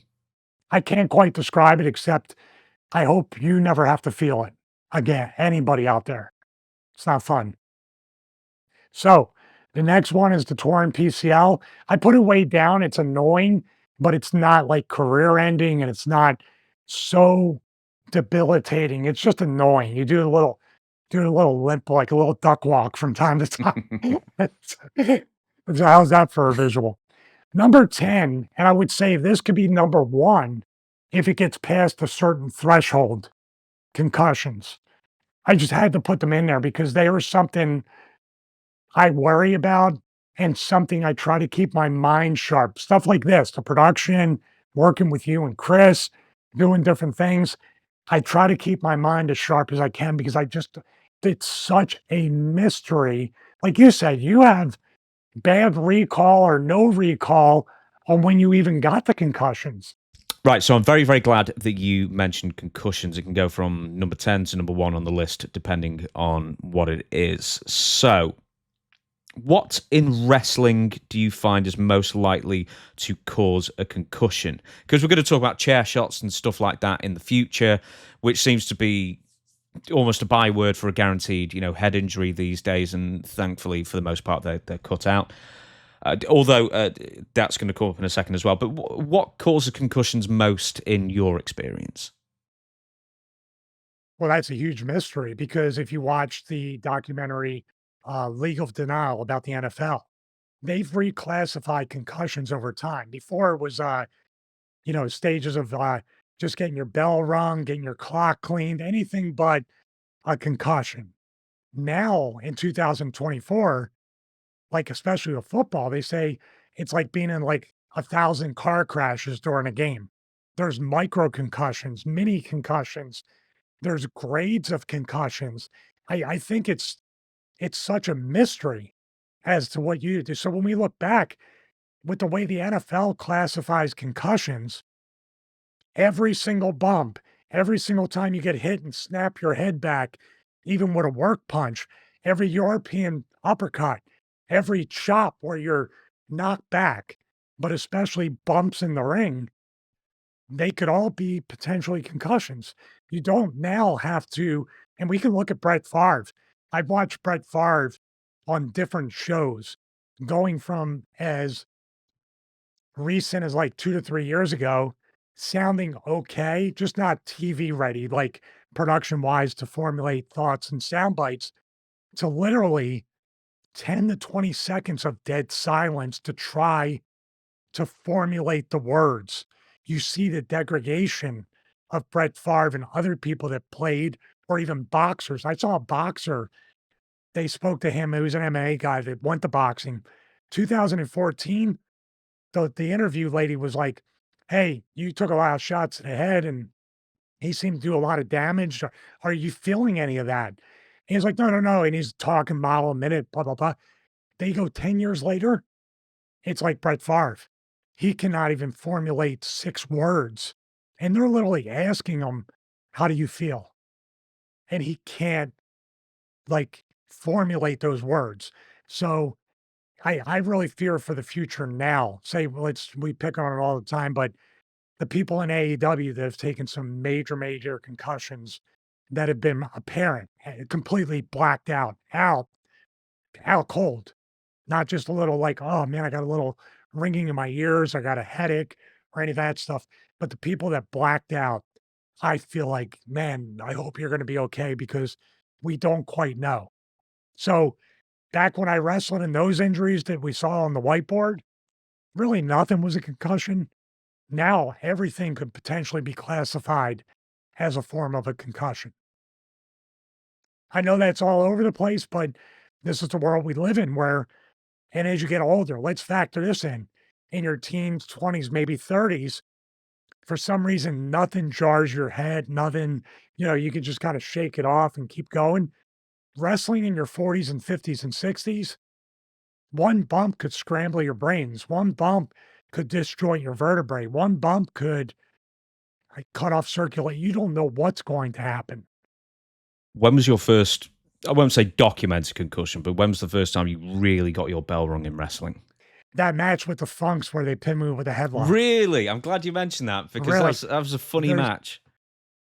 There's a spot where Terry picked me up for a pile driver, and instead of dropping to his ass for the pile driver, he dropped to his knees, and I like slid down and hit so I literally hurt my head on that. And then the headlock thing kind of like, really exaggerated the headaches in the next few days.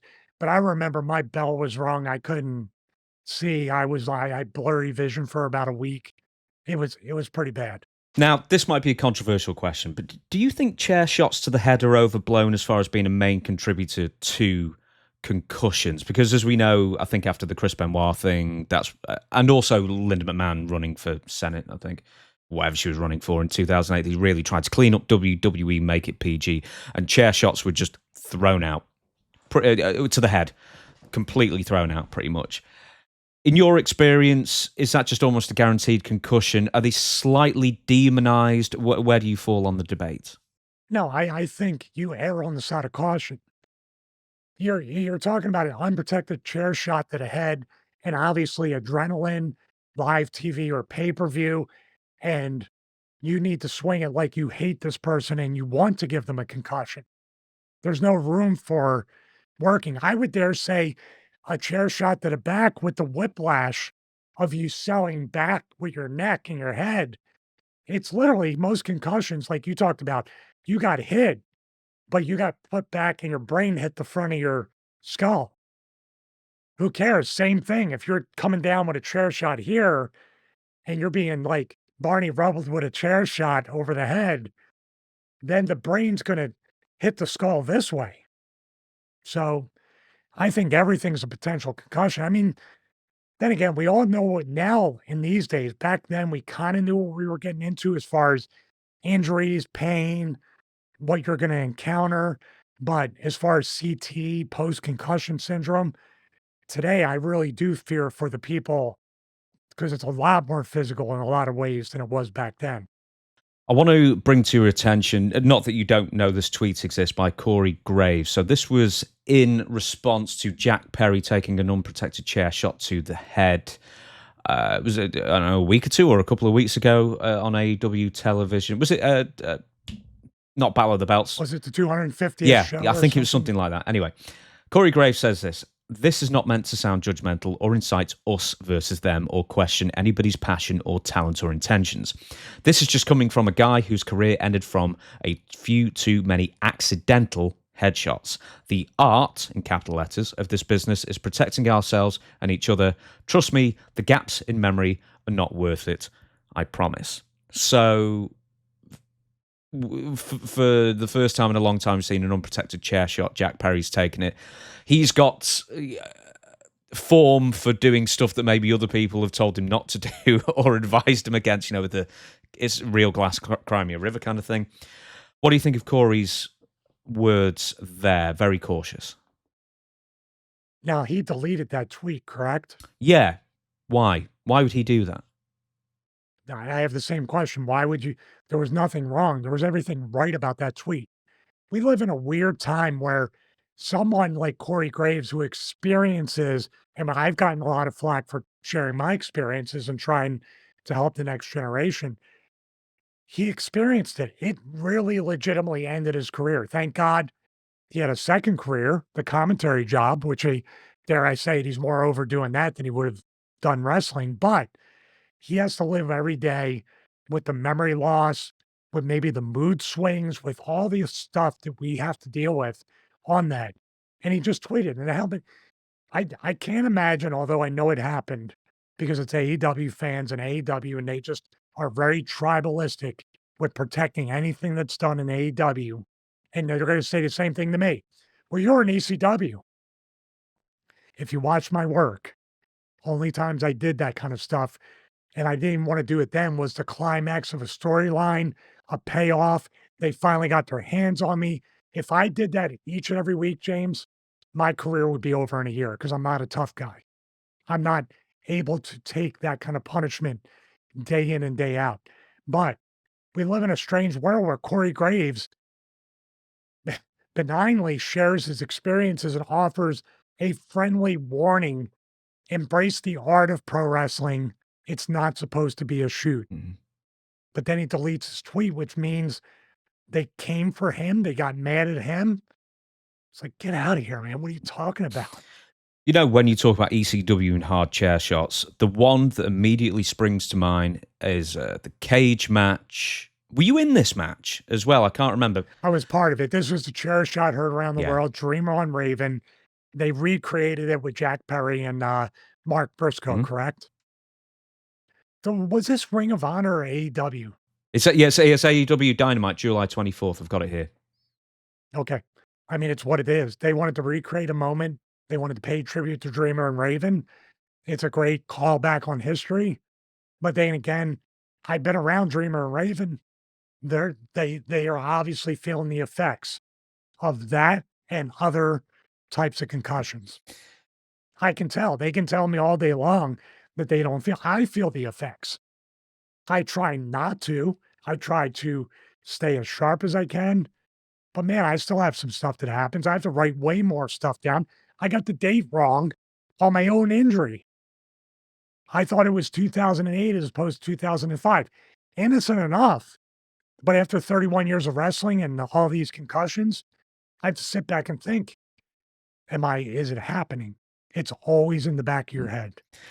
I obviously know it's about you, but I want to briefly say, because you mentioned it before in the show, I don't know if it's staying in the full episode or we edited it out, but yeah, I know I've had either 5 or 6 concussions. I don't know how I got the last 2 or 3. And not only I don't remember the year, I don't remember how they happened, I don't remember going to the doctors, although I know I went, and I also know that I knew at one point.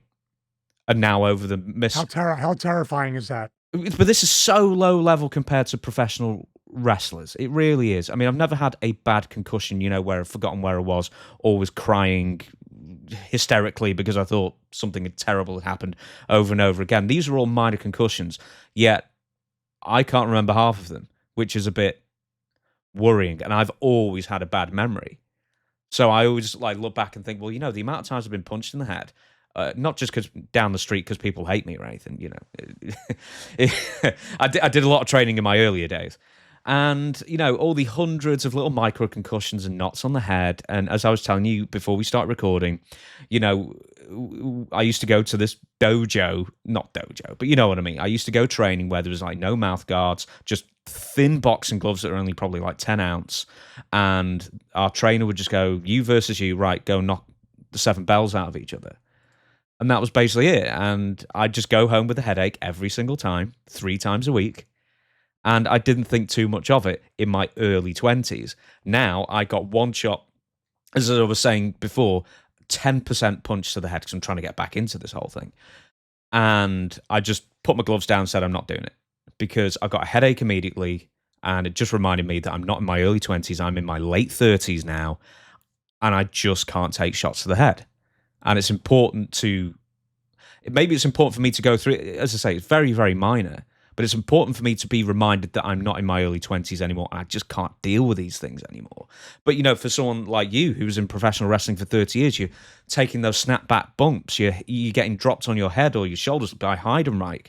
I mean, how many concussions have you gone through and how many more have other people gone through where they're now suffering the effects of CTE? Well, you don't really know that answer most times about CTE until after you pass away and they test your Mhm. brain. They fix your brain and do everything like the legal denial. If you haven't seen it, please watch that documentary. It's very powerful. I will say this, I don't have answers for what happened, how I got the concussions exactly, what the effect, and especially now, what I'm gonna have to live with, or more importantly, this is my most terrifying thing about this, James, what my wife has to live with. My goal every day when I wake up, besides try to be a better person in every way possible and serve others as best as I can, is also keep myself as sharp as I can. Maybe, maybe I can, you know, hold off the side effects of CT or post concussion or whatever. Or at the very worst, maybe I can just slow it down. I got to do something. That's the way I look at it now. Everything I do is to hopefully not be a burden on my wife or my family. God forbid if it ever hits. And also, that means saving and investing money, creating a nest egg, fostering and cultivating investments in a nest egg to where I won't be a financial burden on my wife or family. We're going to talk about in a minute older wrestlers, pro wrestling older wrestlers' health, where they're going to be wrestling in their 40s, 50s, 60s. But a couple more things on concussions first. What percentage, in your opinion, and I'm sure you've been to conventions, a number of conventions over the years, you speak to some of the older guys. What percentage of the guys who are in their 60s and older, just by talking to them, do you think exhibit outward signs of CT or multiple concussion syndrome? Well, there's guys I haven't been to a convention in quite some time, but seeing some of the interviews and seeing the interactions, Raven would be one. Raven has been through a lot, and we don't know if it's because of the drug use, the partying, or any of the other stuff, but sure as hell in wrestling, Raven has completely sacrificed his body throughout his career, even before he became Raven with Scotty, Johnny Polo, Scotty the Body, you know, all the things he did all the way back in Oregon to WCW to WWE, and then of course ECW, and then Independence, TNA. Raven has been in some of the most violent matches, taking unprotected chair shots to the head, unprotected weapons to the head, blood, big bumps, all that stuff. So Raven, just because it's close to home and I witnessed and been around Raven for a very long time when he was, and he's still one of the greatest minds in the wrestling business. But I particularly saw the interview that you did with him during WrestleMania weekend or week, and I could see, I was like, wow, I go, he's he's still Raven and he's still Scott Levy, but in some of the effects, and I'm not gonna put it on you, but you were there. Did you sense or feel any of that kind of like uh off-timed answers or dead air or stuff like Yeah, that? there needed to be a lot of editing. Ultimately, what we recorded, there's a big long story about this that I won't get into, but Hey, I'm not burying. My heart goes out to yeah, him. By no means am I saying that with any kind of, I'm saying it with immense dissatisfaction that a legend and a mind like Raven, you know, is starting to pay a little bit of the price for those violent moments. yeah, I won't get into all of it. I mean, that'd be an entire video on itself. I could see the 1,000 yard stare. I could see the almost trying to get his thoughts into order to verbalize them, and a load of other stuff as well that, as I say, I won't go into. But yeah, after the fact, I look back and we had to cut out maybe 12 minutes of that interview because it was either dead air or made no sense or something like that. So yeah, I want to give this as a also another bit of context. I wouldn't be sitting here, and I'll say this until the day I'm gone, or my mind's gone, or both. The reason why I'm sitting here and I'm able to stand there on the whiteboard and I'm able to explain stuff and I get emotional because Scotty Raven has essentially given me knowledge and given me not only my career with that knowledge, but my post wrestling brand, my post wrestling career, my next chapter of hopefully success is because of what that guy did for me and the knowledge he gave to me.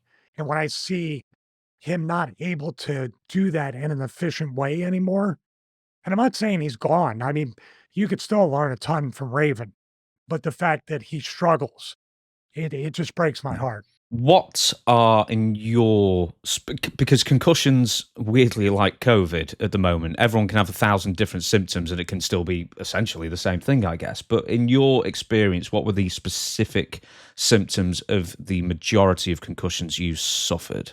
The number one thing that I hated, number two things that I hated, 1A and 1B, the migraines and the nausea, being nauseous from the concussion. Those two things where I would get it. And I still suffer from migraines now, which might be from the concussions, or I have a genetic thing in my family where migraines run, you know, generationally in my family. So it might have been hereditary, it might have been in my DNA, but the concussions didn't help. Um, the memory loss is very, I'm 52, so and I'm running 3 brands, you know what I mean? So, there's all these different things that you can think about. My reflexes aren't that bad. My cognitive stuff, I enjoy learning and kinda branching out into things, so maybe that is kinda holding off symptoms, but the actual 2 symptoms of a concussion, not post-concussion, are the migraines and the nausea. So we're going to go on to the last portion that you wanted specifically to talk about, and it's older pro wrestlers. And we're going to use older as in pro wrestlers in their 40s, 50s. And there are some wrestlers out there who are doing it into their 60s and even 70s these days. And for God's sake, Dory Funk Jr. has just announced a few weeks ago that he's getting back into the ring at 83 for FMW against Onita, of all people, let me tell you. How old's Onita? He's got to be about 60, 60s yeah. or 70s? Yeah. He That's might be in his 70s because Onita was around. when the Funks were pretty He started wild. he started in Memphis, didn't he? In the States, in I guess like 1980. He started in 1974. He's 66 now. So he's in the Adrian Street type of era, Yeah, right? basically, Memphis and yeah. stuff. Wrestle once a year or once a decade, and just so you can say it at this point. I saw. Do you know what? I actually saw him at WrestleCon. He looked pretty good. Didn't speak to him or anything, but I don't think he speaks much English anyway. But that being said, you want to talk about taking care of your body if you are an older wrestler, and we're going to use the word older as in 40s and beyond. So, how would one best go about that? Well, the safest way is to never take a bump again. That's how you can. But this is the thing. I believe the wrestling match itself, like actually being in the ring and doing it, guys can do that to some degree, hide their weaknesses, use psychology to work a very believable match. That's not the problem. The problem is after the match, your recovery time, not being able to work out, the flying, the hotels, not being in your own bed, not eating your own food, not being in a routine. Those are the things that Billy Graham, remember Billy Graham did an interview. He was a bodybuilder, had the same schedule with Arnold. He ate, he trained, he slept, he rested. And then when he got into wrestling, that schedule, that routine, that foundation of his bodybuilding training was thrown out the window. As you get older, it just becomes really a very dangerous tightrope game. Okay, if I wrestle once a week, hopefully I can recover within a 5 to 6 day span because you got to fly home, do everything to catch up, usually run your own business, do whatever, and rest. You wrestle 2 times, which usually you want to wrestle Friday and Saturday and make the most amount of money, do whatever you can. That could double your recovery time. So now you're at 2 weeks. So if you're wrestling twice a week, every weekend, which by the way, if I could do it, I would still do it because it's extra money no matter what. But I also have to look at myself and say, if you wrestle that one match, are you going to be able to film a fitness video? Are you going to look like you run a fitness brand? Is your body going to break down faster? How's your mind going to be? Are you going to suffer another concussion? Is it going to be the last concussion that basically ruins your mind, that scrambles your brains? Is this bump going to be the one that finally paralyzes you? You have to think about all these different factors. And as you get older, if you are healthy, no concussions, no spinal injuries, no paralysis, no stingers, your recovery time gets longer and longer and longer until you're forced to retire because your matches start to suffer. And if there's anything besides the fact of money, if there's anything a wrestler values most of all, it's their pride, their ego, still being the guy in the 8x10, still being the guy that people grew up watching. And when you have to go into the ring and because you can't train anymore because of the injuries, but you're still working, you got to wear a t-shirt. You got to wear jeans. You can barely make it through the ropes. You limit yourself to 1 to 2 bumps a match. Dude, you're done. Stop.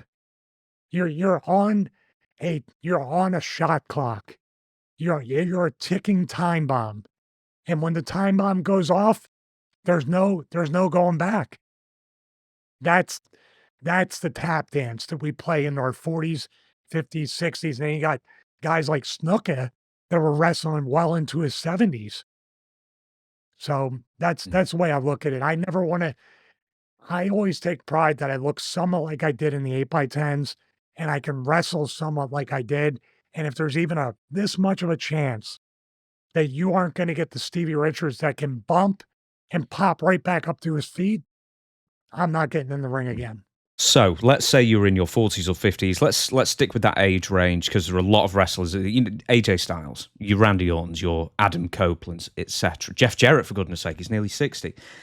What if you are still a wrestler wrestling on for a bigger promotion, WWE, AEW, etc., New Japan?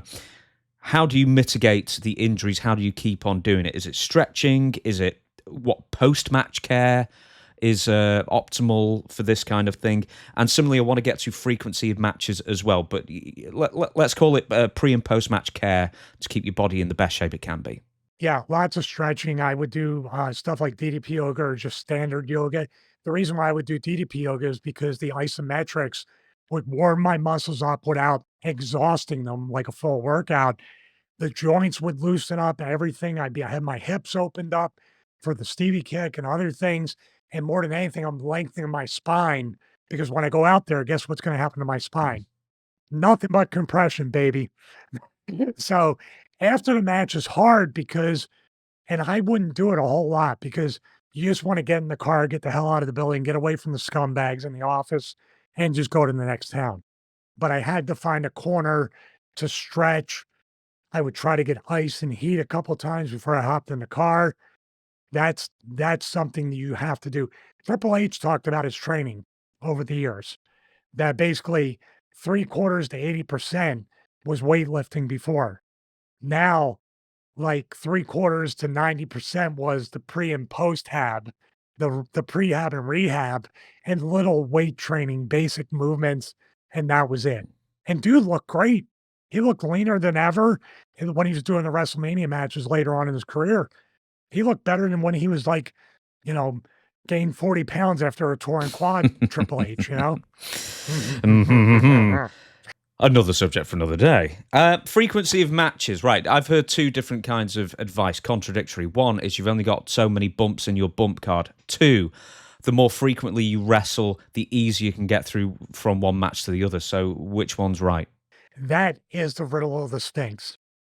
I brought a classic back with that one, showed my age. Dude, that's the $64 trillion question. How much is too much? How much is not enough? If you don't wrestle enough, you're gonna get blown up every match, and it's gonna be miserable, and you might get hurt because when you're blown up, you can't think. You wrestle too much, your body's broken down too quick. So I don't know. That's why during the AEW kind of draft board for rebooking the company, Adam Copeland, Keith Lee, all these people coming back from injury or injury prone, they're on a pitch count. What that pitch count is, dude, it's always changing, and you always have to reassess week by week where your talent is. If I can answer the sweet spot of what is just enough to where I'm not gonna get hurt, not get CTE, and be able to recover, I'd still be wrestling, but I don't have that answer, so I err on the side of caution. At least I got my mind and somewhat of my voice at this point. I can use that to make money. If my body goes and my mind goes, I'm I'm done. What about medical stuff to keep your body, more supple and pain-free without obviously a bunch of, pumping your body full of opioids and sleeping pills and that kind of thing? What would you recommend? Because I know you're a big proponent of CBD oil and that kind of affair. I would say CBD, and I would even say I'm glad that the business is now not criminalizing in a way by fining or suspending people for using marijuana. There's abuse of everything. You can smoke too much and you can get baked or do whatever. You can do it at the wrong time. But I'm a big proponent of CBD, CBN for sleep. CBD actually did more for my pain management during the spine infection than the actual painkillers and muscle relaxers, which was great. We knew like 2, 3 days in, I'm not taking these anymore. I'm going to take CBD. And the doctors were like, that's cool. We have no problem with that. They actually encourage, they're like, we have so many people that get hooked on this stuff because you got to take it like once every 4 to 6 hours. And then there was another one once every 8 hours. And the fact that it didn't work was totally fine with me. But that would be the one natural. Obviously, prehab, rehab, your anti inflammatory diet, proper rest mixed with natural homeopathic pain relievers, you can extend your career. Now, how much you should, that's not for me to decide. Right. So there were a couple of things that we discussed before we recorded this show that you wanted to get to. I'm cognizant that I keep saying, oh, we'll keep this show down to an hour and a half. It gets It longer. broke the record Yeah, again. we broke the record again by like quite a way this time. I think we probably like combined. We needed to edit some stuff out, so we were like, I don't know, 2 hours 15 already. But there are a couple of stories you want to talk about, and it relates to injuries. One was a story with Paul Heyman, and one was a story with Dusty Rhodes. So do you want to end with those? Yeah, we can do that.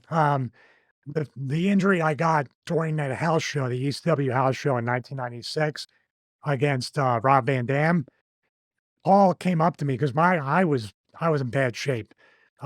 Fast forwarding, I that's when I wore a catcher's mask. That was my protective gear during that time.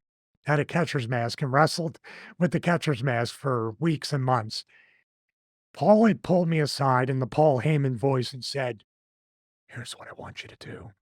I was like, "Nobody's around. You don't have to whisper. Uh, here's what I want you to do. Monday morning, go to New York City, go to this address, and the doctor will take care of you." So I was like, "Oh, that's great. I'm gonna get to." I never had an injury like this. So I didn't know how it worked. Am I on my own? Does the company take care of it? What's gonna happen? So I'm walking by and German goes, "Stevie, you know he's lying." And I'm like, "What do you mean?" He's like, That's not a doctor's address, I can guarantee you." And I was like, "Well, why would he lie? He gave me the address." So I was like, "Ah, whatever, Dreamer. You're just whatever. I'm just gonna go." I go Monday morning. It's like a Greek deli or so I traveled from Philadelphia to New York City, and I'm like, "This is not a doctor's office." Tried to call Paul, no answer. Called Dreamer. He's like, "I told you he was lying." I can't do the Dreamer. I'm doing Johnny Ace imitating Dreamer. But that was just a funny story, and I'm sure people have the Paul Heyman, the checks are flying over Texas in the FedEx plane, and the checks got lost. Just add another number to the FedEx, tracking number. I heard that myself, that was funny. Just a lot of So different hang stuff, on. but that He was, sent you to a pizzeria in downtown New York, basically. I forget, for accuracy, I don't know, it was a food establishment. I think I might have went in and ate because I was hungry by the time I got there. So what? So, You like yeah, he's so wiping I off like that circular pizza cutter thing? Lie down on the table, sir.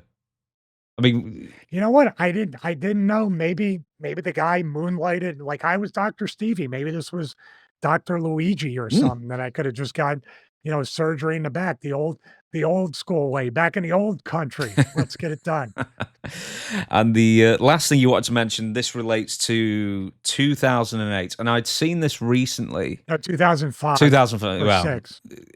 Well, 7 maybe. I don't know that here we right. go with the Okay. So CTE it's the mid stuff. 2000s, and this relates to a sit down interview that you did for WWECW when you were come back after an injury. So what was the injury, just to remind us, and then the sit down interview leading up to the explanation?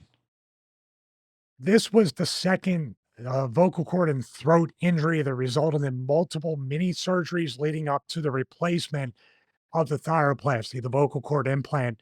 The reason why it happened was I was training Shane McMahon for Saturday night's main event to get him in shape for his match with Shawn Michaels, myself, and Tommy Dreamer. I've told the story on a previous episode. For the first half hour to an hour, Shane wanted to do MMA training. So he was doing chokes, submissions, and I know by watching me on TV, you're like, this guy's an MMA fighter, but I'm not.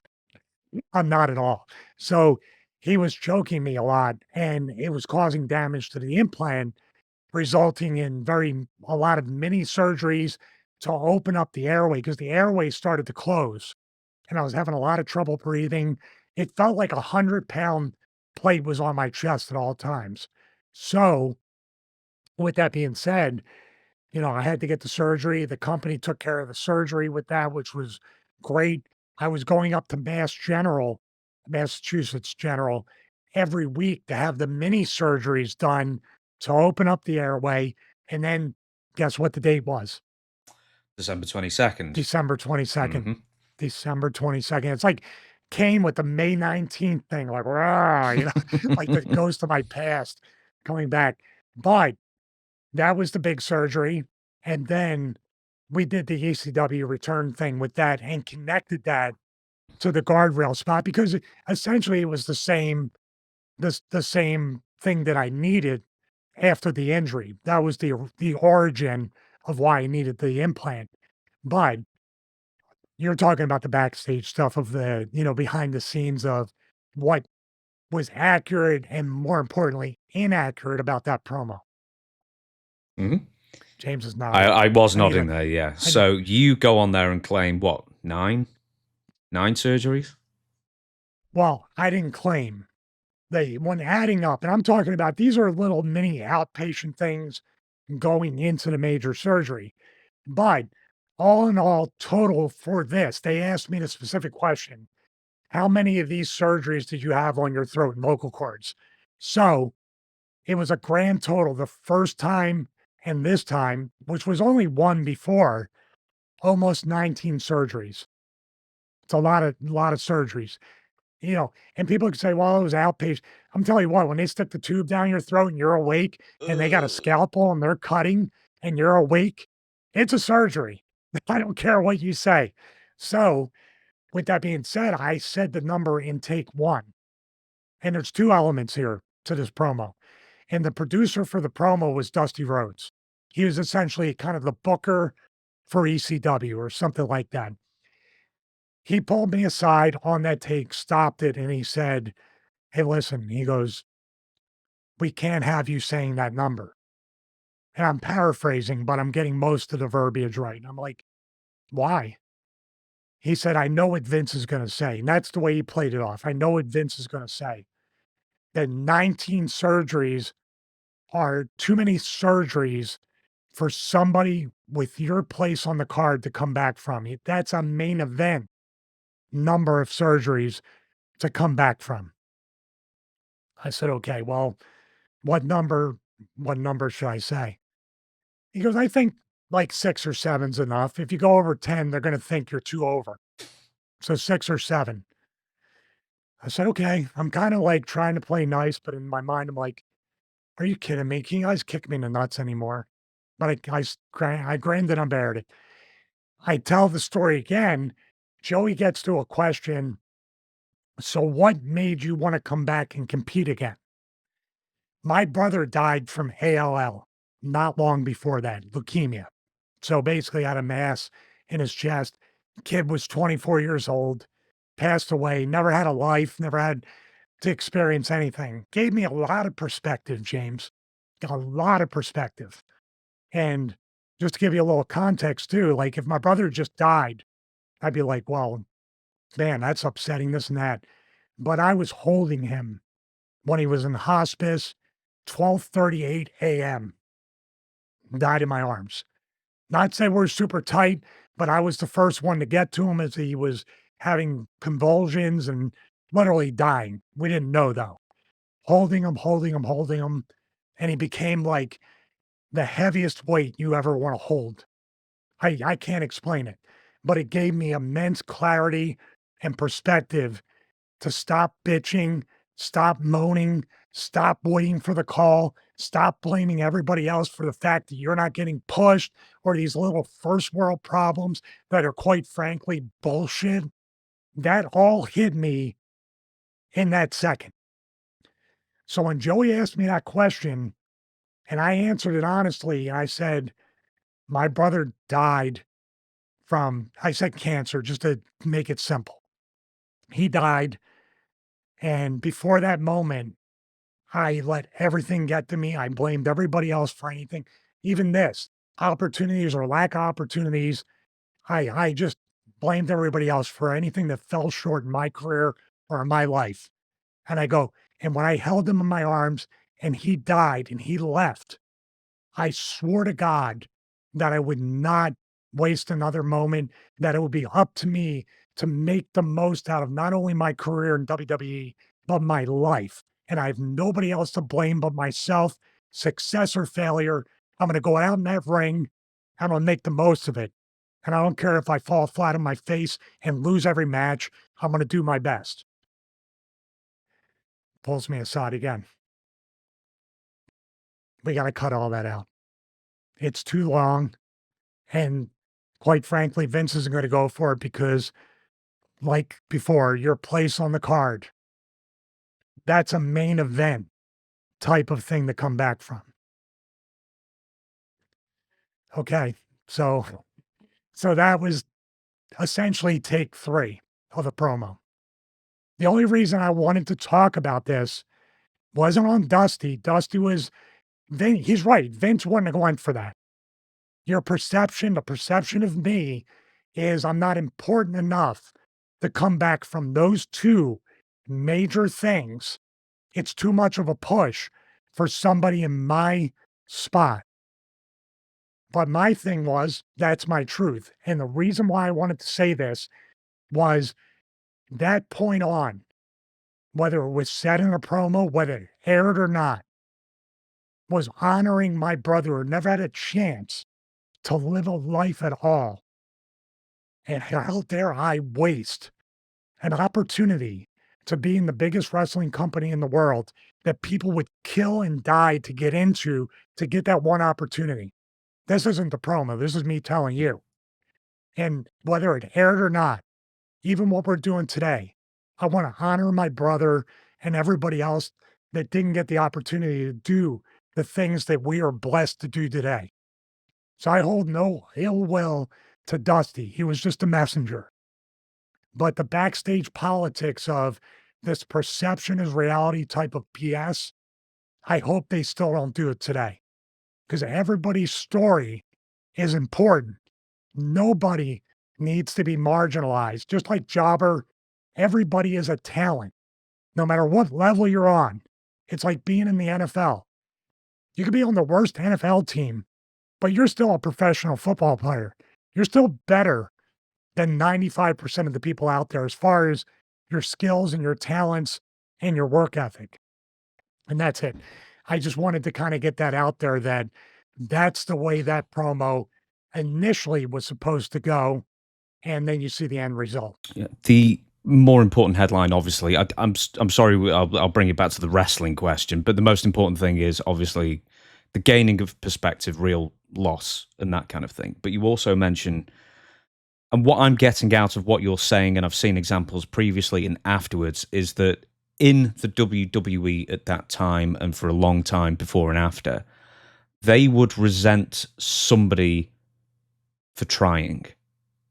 They would resent somebody and punish somebody, essentially, for trying to get themselves out of the rut that they were in or their placement on the card or whatever. And another example... Yeah, Zack Ryder is the biggest Zack example, Ryder, even bigger than Matt Mick. Cardona is exactly where I was going with that as well. It's like, he did all this stuff that, made him more popular with the fans, and what does he get out of it? He got over, but he didn't get over at their permission. They didn't take credit for him getting over. And to them, that's way more important than making money with you getting over. They consider the origin and the source to be more important than the end result, meaning they get 99.9% of the money that you're going to draw for the company. They shoot themselves in the foot so much. And Matt, you can see it now. Matt is a creative genius to get over like that and to continue to write his story. If you can't push a Matt Cardona, who's one of the sweetest kids out there, I use that word like him and Goldberg, but he's one of the nicest, most respectful, but one of the hardest workers that has a creative mind. He makes your job so easy, but they don't want that. They want the credit. And I feel bad. That dude should be in WWE years ago. He should have went back. And it's a sin he's not there. Yeah, I remember speaking with Blue Meanie, and he said essentially the same thing. He didn't last in WWF because they didn't create his character, and they didn't repackage him. He just went. When Vince Russo left, then a lot of the Vince Russo hires that weren't WWF originated creations left. I was one of those. Well, the thing is, you were a Vince Russo hire, but you did the imitation thing, which is sort of a play off where the BWO came from, but then you completely get repackaged into the right to censor, and then you become a WWF created property. And that's probably what saved your job there for nearly 10 years, I guess. What saved me in the beginning was I wasn't featured on day one in anything major. Like the Dudleys came in and they were figured in. They had a much more of a fight to get that ECW stink off them. And they were smart enough to still bring the tables and put it in a WWE environment. But I was like, much like the new ECW, I was just like languishing like in nowhere, in like purgatory, until Vince said, and I know it was a test to cut my hair. I know it was only supposed to be 3 weeks. I know they were messing with me, but I had a writer that was on my side and allowed us both to write the promos and shifted from a political organization, a rib on the parent television council, to an actual cult in 3 weeks. We were able to do that. And we snuck it in. I learned from that to do Stevie Night Heat. So just sneak it right past them. It's a constant battle with the office. For anybody who thinks the office is on your side, you have to fight them. It's almost like they're the enemy. You have to act like they're on your side, but you have to do things in spite of them. Forgiveness, not permission. That's the chance you take every time. Absolutely. On that note, I think we're going to close out what is definitely the longest show we've ever done. And we keep promising they're going to get shorter. They just get longer and longer. But hey, I don't see... Can you make that sound clip? I'll just play it like this. Say his name and he Hey, and we don't go away. He appears and he stays forever. So yeah, in like, I don't know, 10 episodes time, this will be a continual 24/7 thing. We will never sleep. We will never stop being on this. Welcome to the Stevie Richards Show Network on Peacock, 24/7. Hey, well, if they want to pay, they're welcome to have us. I'll tell you what, though, for now, thank you everybody for watching. We're out every single Friday on every podcast platform, although I will admit this is very much more of a visual show, especially the whiteboard segments. You'd have to bear those if you're doing the audio only. I'm sorry about that. But Stevie, why don't you take us out? We'll see you again next Friday. But yeah, Stevie, take us out. Yeah, once again, I want to thank each and every one of you out there for the continued support. We're well over 31,000 subscribers. It's definitely growing. And I want to thank you personally, once again, James, for deciding to do this show, take this journey. Chris, the editor, I almost got CTE'd out right there. Philly accent, as you say. Yeah, Philly accent. See, that's a thing. That should be a t-shirt right there. So Chris, the entire Stevie Richards Show team, we can't do it. We're a team. They keep saying it's my show, but it's a collaborative effort with everybody here. That includes you, the audience. Please comment below, subscribe, click the bell to get notified. And if you want to support us, check out the links in the description for James, 2 books, me, 0 books, but I also have a fitness brand. Cameo. Check those out. Cameo as well, don't forget. Sorry, you gonna write mine? Yeah. What? Who? There, I got him to admit what? it. You gotta write my book. You gotta write the book. He admitted No, I'm not writing any books. No, I hated doing there books. We go. Hey, thank you, everybody. See you in episode 7. Hopefully we'll have the book outlined by then. Take care.